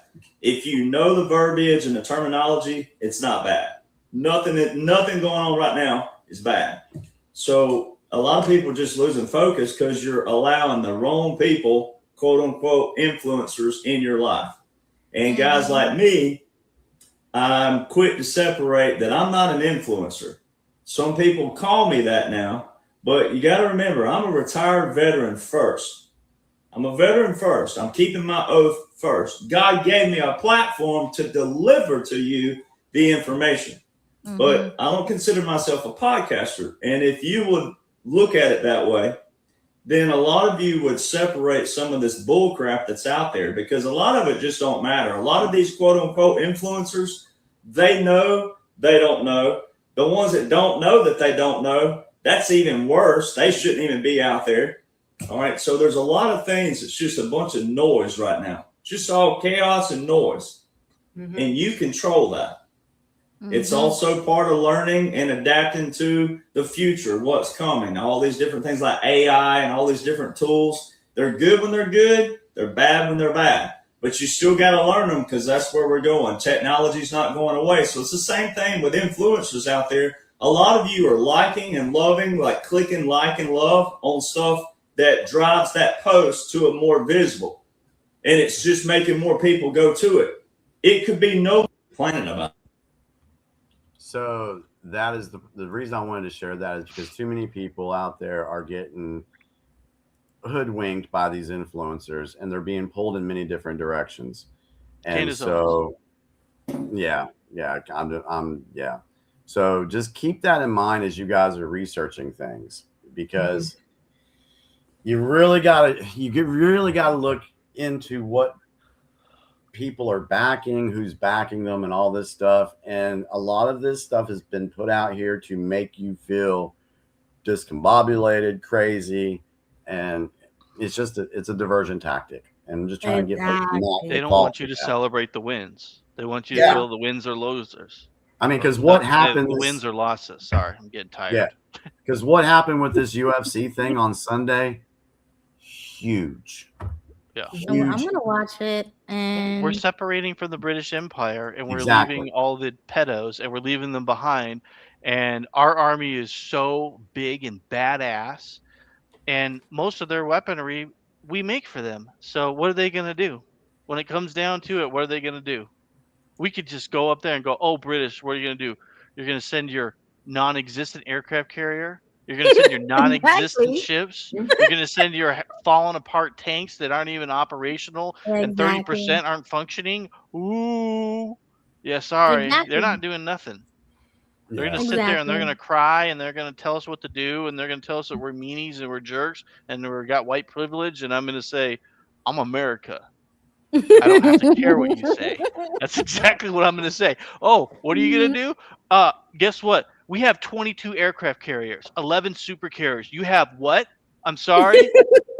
Oh, This is why we should just nuke Israel and give the survivors back to Germany so they can be taught some manners. Sorry, guys. I need to calm down with the British jokes. It's getting out of hand. I'm sorry. Yeah, but hey, you I know don't like what? them. I hate them. And, To be honest. this is why, and one of those things with the event, when King Charles and them came over to visit, does that explain it a little bit more now? Because everybody was like, why is the king and queen coming over here to eat? And then if you think about it, while they were on the South Lawn and Trump was leading them down the South Lawn, who did they have flanking? They had Revolutionary Guard uniforms on, or the colonial Revolutionary Guard. Oh my God. The colonial outfit. Yeah, the soldiers. Thank you. I'm getting tired too. Yeah. So that was a legal proceeding in that Admiralty law to where they had to be witnesses of this breaking away. So it's pretty cool stuff. It's awesome. I cannot wait for the 4th of July. I think really good stuff is going to happen on the 4th of July. Like I'm telling you right now, I'm going to go buy fireworks. I don't ever buy fireworks because my dog gets scared, but he's so old that he's deaf now and he can't hear nothing. So it doesn't matter. And so I'm going to go crazy on the 4th of July. I'm going to be like blowing stuff up. He can still Bo, I was going to say, if your dog, if anyone who's American in America is watching this and your dog is scared of fireworks, it's time for a new dog. It's not patriotic. Time to put it down. No, he's part of the family. He's my little warrior. There's a whole meme around that. I thought you guys would have seen it because it's hilarious. Do we want to do final thoughts for this evening? Yeah. If anybody wants to jump in, go right ahead. I talk a lot of smack about the British, but I want everyone to understand I don't have any hatred for the British people. I hate the British system. Yeah. Yes, exactly. Same thing with Israel. I have no problem with the citizens of that country. It's their government. So, so let's go to Gail. Thank you for that information this evening. Excellent work. You're welcome. Thank you for letting me speak. We'll pick back up on the incubator things next week. What were your final thoughts for tonight's show, Gail? One of the reasons why I got into the field I worked with a lot of children, and I can relate to this. The orphan train, when I discovered it, shocked the crap out of me, because how can people send all these babies across country to God knows who they sent them to? And I think of what goes on in the child's mind.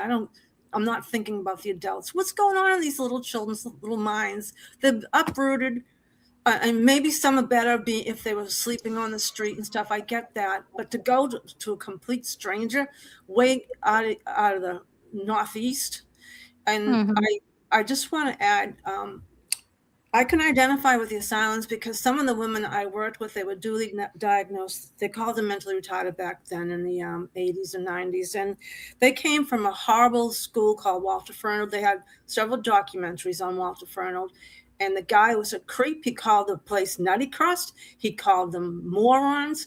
And one man, and I think he just passed away not too long ago, he went to Congress and said, could you please take moron off? It's very emotional for me, because could you take it off my birth certificate? I'm not a moron. I ended up getting married and having a family because I left that horrible place, but it didn't define who I am. Please take. So they did, and they took that off his birth certificate. But I just want to say that the stuff that went on with the women that I worked with, I had 4, 2 were nonverbal, 1 was a Down syndrome, and excuse me for swearing, because I don't really know the shit that these clients were put through in this place. I could attest to that firsthand, what was done to them. And it wasn't the clients don't rape, the staff raped a lot of these women.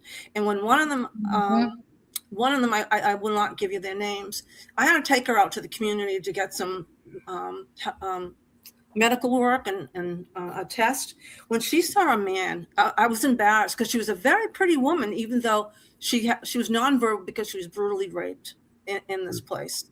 So I had her taken her into Boston at Mass General Hospital. She saw a guy and she started to grope him, and I didn't know what to do. I mean, because this is what happened to her, and this is all she knew. And I tried to talk to her. You know, I had to learn sign language, but it's just appalling the things that I witnessed. But I'm just glad that I was able to work with a lot of people that were sexually abused, physically abused, and emotionally abused. And I hope I left an impact on some of them, because I was in the front page of the Boston Globe for saving someone's life, and I went on to save 2 more clients' lives from trying to commit suicide. So I did make an impact with some people, so I felt good about that. But I have a deep feeling for children in this world, and they're always exploited and abused, and it never stops. It goes all the way back from the beginning of mankind. Yeah. And thank you for letting me speak. Thank you, Gail. Yeah, thank you, Gail. Dave? I can't wait till next Tuesday. This is gonna be wild. I was gonna say after Gail's story, I don't know what to do. Yeah, next week should definitely be interesting with the incubator, because I'll put a pin in it, but I think it's also connected to transhumanism, and I can touch on that too. Okay. Yeah, it's like branches. I want you to hear what Jerry Seinfeld says about his father being an incubated baby. I almost fell over when I heard that one. I heard that today. I said, I gotta send this to Jimmy about Jerry Seinfeld. He can attest to save that so we could play it. We could play it and watch it. I'll save it. Save it. Last thought for me, real quick. This is all kind of I kind of feel like it's bleeding into our side of the world, because this is probably something that goes on in other parts of the world. We just don't know about it, but they want to infiltrate that system in America. And even though maybe it has worked for some time, it's no longer going to work. And that's what they're angry, is that we're waking up and we're learning about all of these, you know, they want to make it as like if it's a charity, like they're helping these kids or they're helping people, and we're waking up to the real agenda behind it. And that's what they're angry and they're upset about, because they won't be able to transact anymore in America like they do elsewhere. I mean, I don't know, this is just a theory of mine, but aside from all those black pills that we had to swallow today, red pills. Those are red pills. Half of it was black and the other half was red, because and it was huge and it's hard to swallow. Yeah. Pause.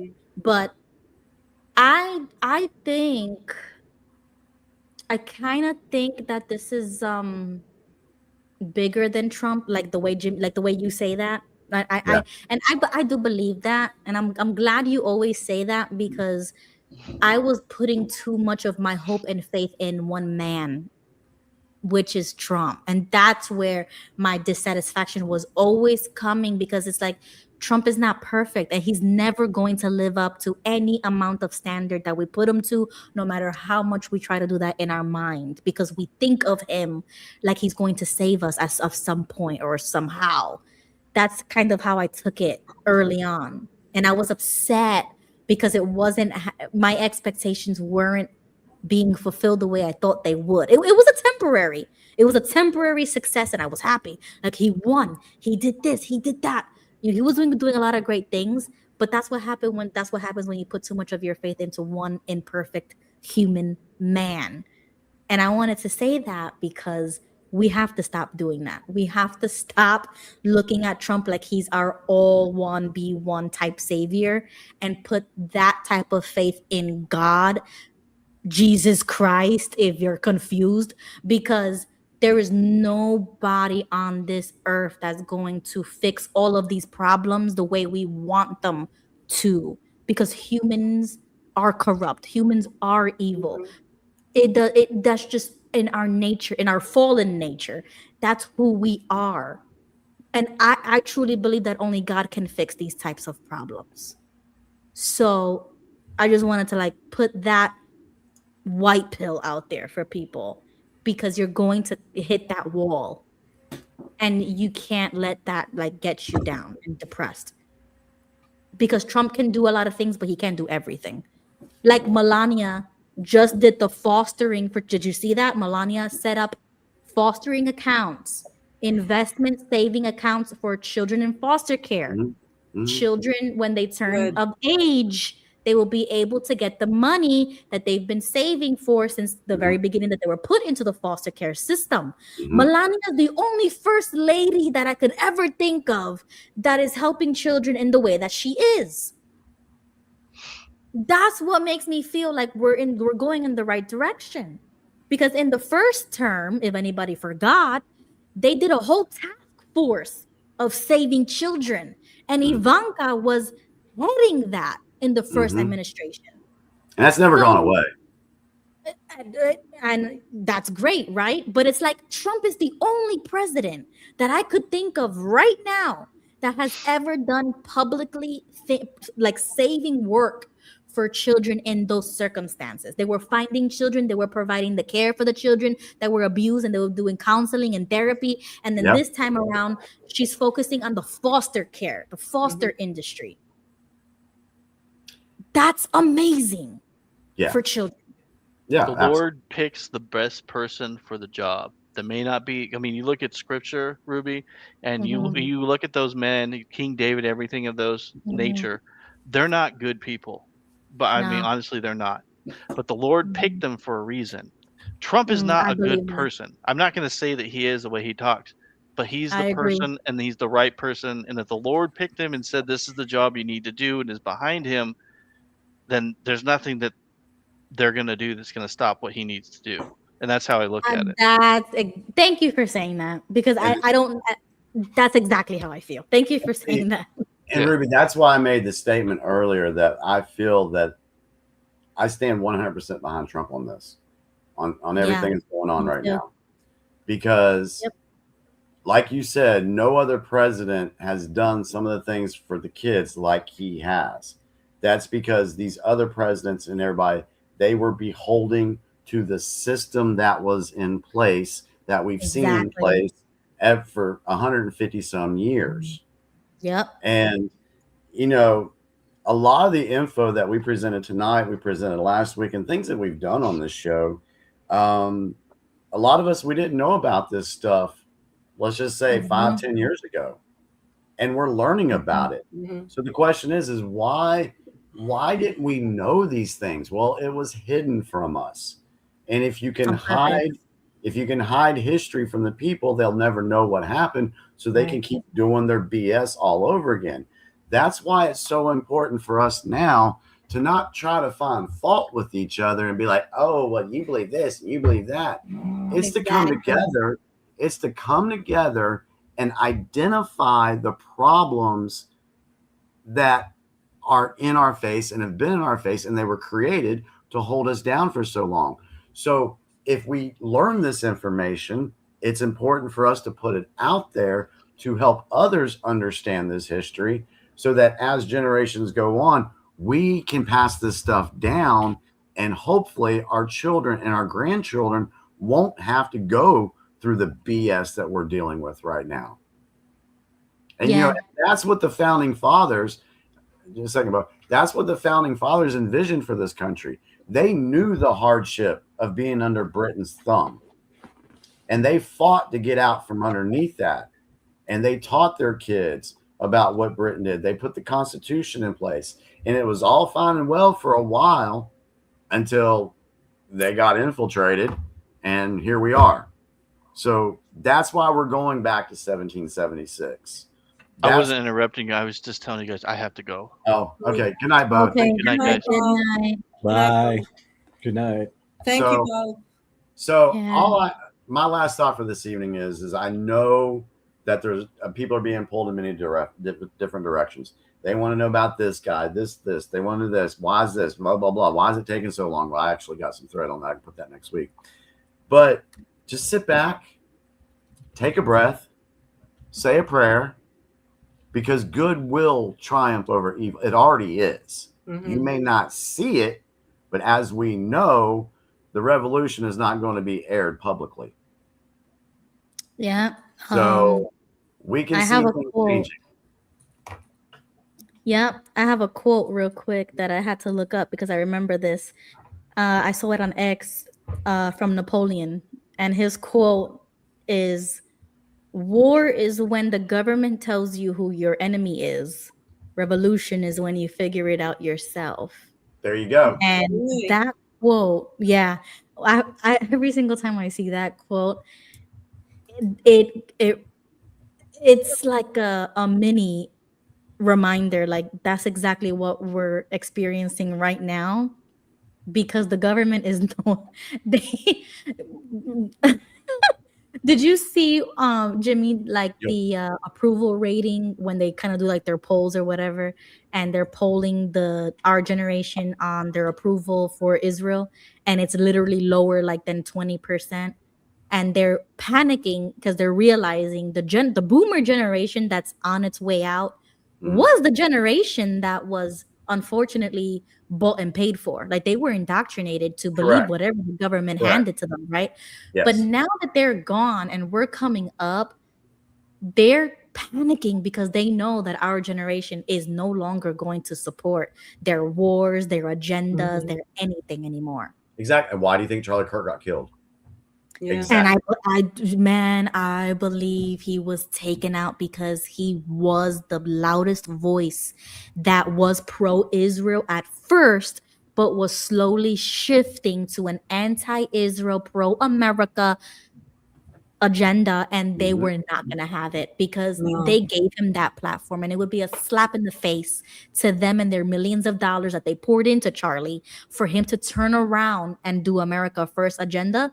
Of like, to me, it's no brainer. Of course they killed him because they're not going to face that type of backlash. He's too big. I said years ago in like 2019 when I was doing XJW content, we were on the round table, and I said back then, we're going to see Watchtower as we know it fall. And that has the Watchtower we all grew up knowing, it's gone. It does not exist anymore. It's true. So, you're right. 100%. So in 2019, when I said the Watchtower will fall, that has technically come true. It has happened. And so since I've been down this road with the political stuff, I'll say it again. I don't care what kind of, like Roosevelt said, the critics don't matter. It's the man in the arena that matters. Yeah. So I will go on record saying that by the time this is all said and done, the deep state will not exist as we know it. It would be fractured, in my opinion, because I never believe that things actually end or die with just an idea or a person, but it will be so fractured that the moment they try They'll have no power. Dumb stuff, exactly, everybody would be like, all right, thank you, have a good day, and they'll keep going. Like nobody would stop. And anymore. this is why it's so important for everyone to understand what's going on and learn from this, so we can pass this information on to future generations. Exactly. This is a very exciting time in our history, and so many people, they don't even see it yet, but I'm telling you, you're gonna see it. It's gonna happen. The deep state's gonna go the way of the EU, is what you're saying, basically. Oh, it's gonna be obliterated. And Trump has already spoken about fracturing those alliances, which I've been waiting for him to come out of NATO for how long now? You know what I'm saying? Like, he's said things and promised things that we already agree with. We're just waiting for him to do it. So I want to live to that day. I want to live to see it. Oh, it's gonna happen. I'm telling you. You're gonna hopefully it does. I'm marking your words on a lot of things tonight. So this is gonna be you put string this to back in your file somewhere. I want to see, because I don't have my Facebook page to go back. Because I wish you did, man. What I used to do is I would save stuff like 2020, 21, 22, and be on my Facebook, and then I could go back and do some searching. And be like, hey guys, see what I told y'all 3 years ago? Look what happened. Exactly. And you can't even do that no more. That sucks. Yeah, I can't do that no more. So. Bookmark everything on X. Everybody, make an X account tonight. If you don't have X, follow Jimmy Bell on X. The links are in the live chat. Follow myself.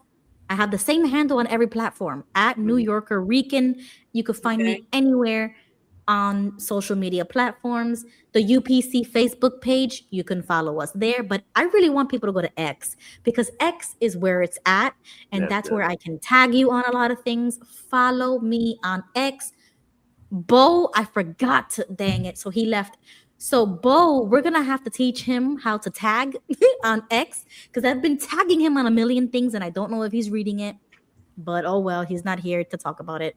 But please go to X and follow literally everyone. I follow like 1,000 people on there, because I want my algorithm to be filled with news. I follow lots of people that share news, independent journalists, the real mainstream, journalists, media. I even follow the fake news sometimes, just so that I could see what they're saying and how different it is from real people on the ground with video going live and doing everything on X, and then the stupid media that posts whatever they want you to believe. Speaking about the news real quick, Ruby, and we didn't even get to touch on this. I meant to touch on this, but remember when I told you guys that the biolabs were created and they were used? Jimmy, we're going to have to get and I have the clip and everything. Yeah, no, I forgot about that, but we'll do that next week, because if for those that don't know, we'll touch on this next week.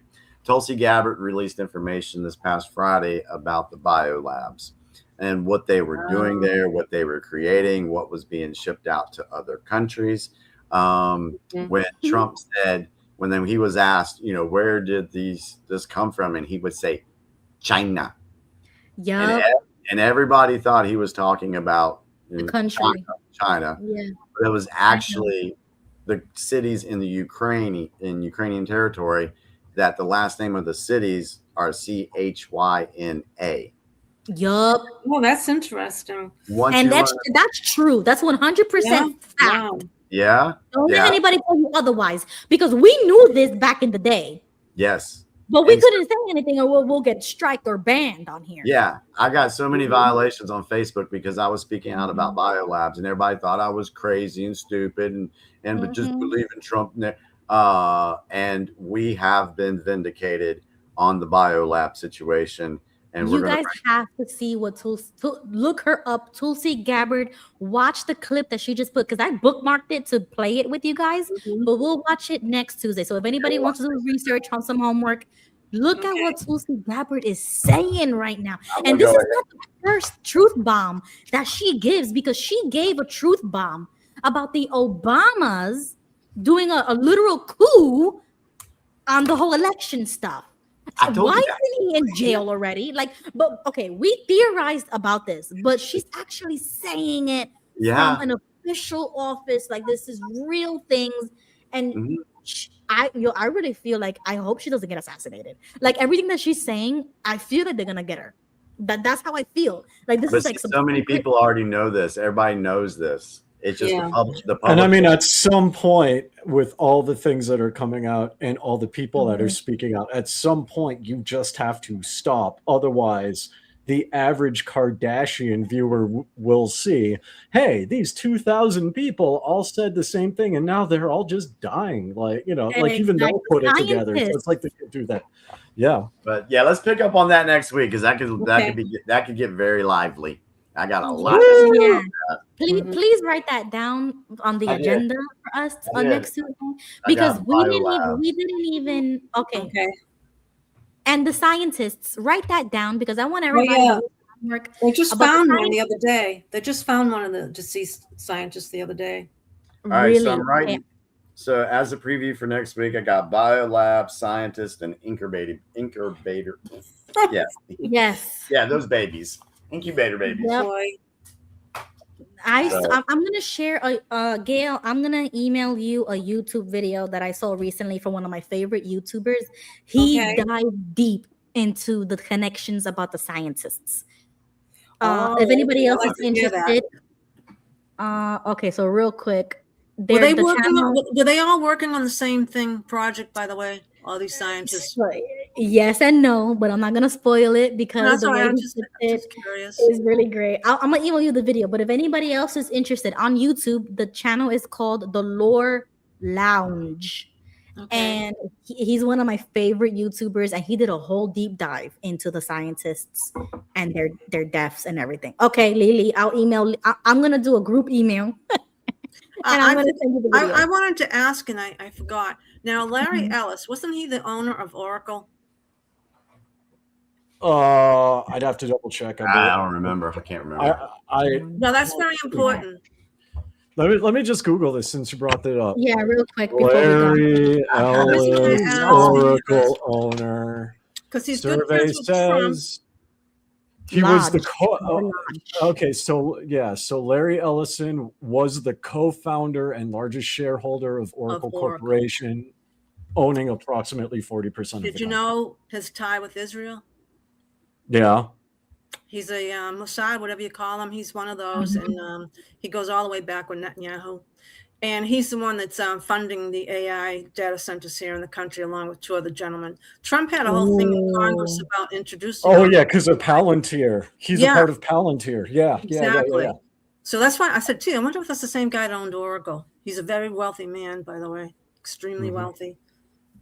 Okay, really quick before we go, I'm gonna email this to you, Gail, but just for everybody else, this is the channel. It's called The Lord Lodge, and right there, that video is so good. What's really going on with the missing scientists conspiracy? He's one of my favorite YouTubers because he goes into like conspiracies, missing persons, icebergs of conspiracies, and yeah, it's a really, really great channel. So if anybody's interested, that's the video right there. Does he touch on the two MIT scientists that were murdered? That happened. Is that the most recent story? Because the MIT scientists, and I heard they were murdered too. Him and his wife. Okay, I'm not sure about that one, but I the only one that I saw recently was this one. So I'm gonna send this one to you. All right, great. Thanks. I can't wait to watch this. All right, thank you, everybody. Thank you. Thanks for having us on. I wrote down Iran peace deal because we got to talk about that too. Oh yeah, a couple of people said that. Yeah, and okay. I got a lot to say about that too. Me too. Now, if I can't come on next Tuesday, I'll let you know because I'm having surgery Wednesday morning. So I'll let you know. You know what, guys? We're going to be kind of limited next week too because if Ruby's going to come in late and we need to end about 12, because I know next Wednesday I got to be at work early.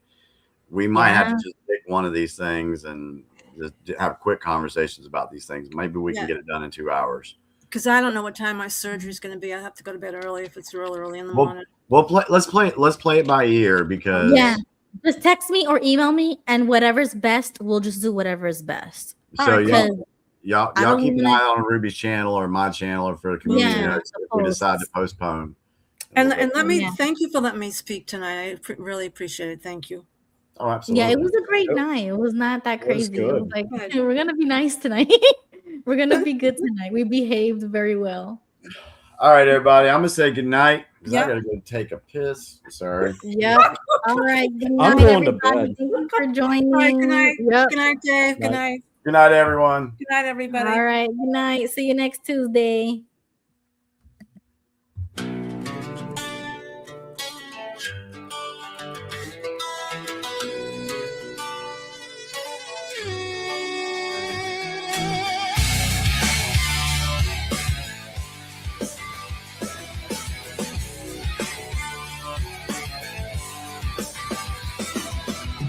They said I lost my mind, said I was chasing ghosts and shadows. I showed them what I'd find, but they just laughed and called me hollow. Tinfoil on my head, they said conspiracy delusion. Every word I said was buried under their confusion, but I could feel it in my bones. A reckoning was coming. I'd rather bleed and stand alone than pretend I wasn't seeing something.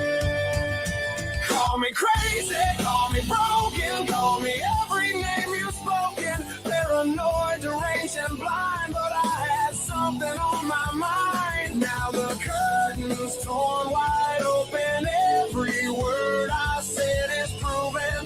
Who's crazy now? Let the record show. Wide awake while you were in the show.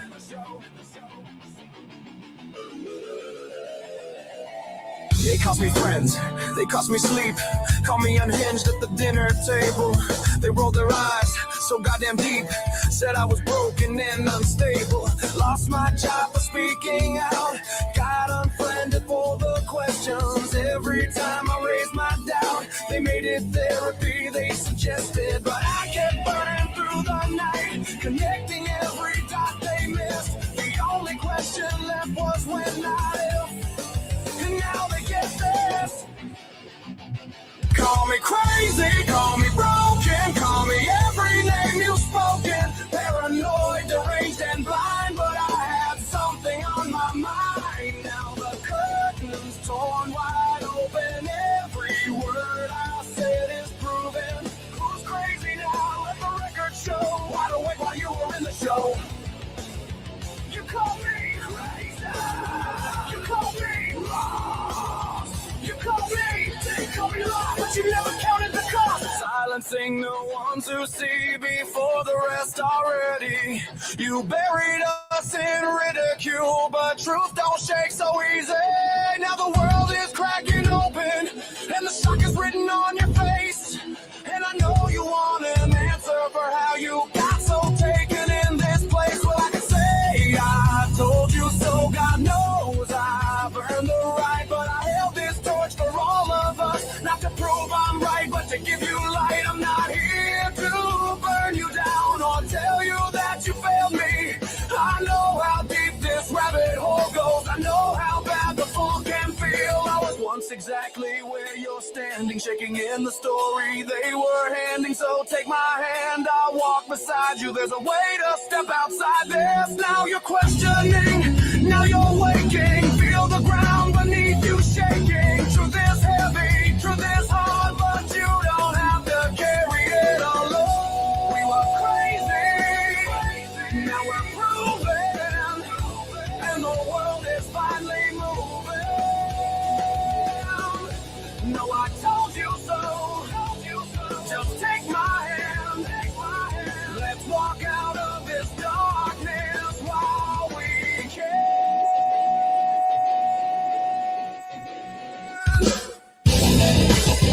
Wide awake, we'll face the dawn. Wide awake, we'll carry on. We were never crazy, we were just the first to bleed. Now the world needs all of us, every soul that dared to see. Come on.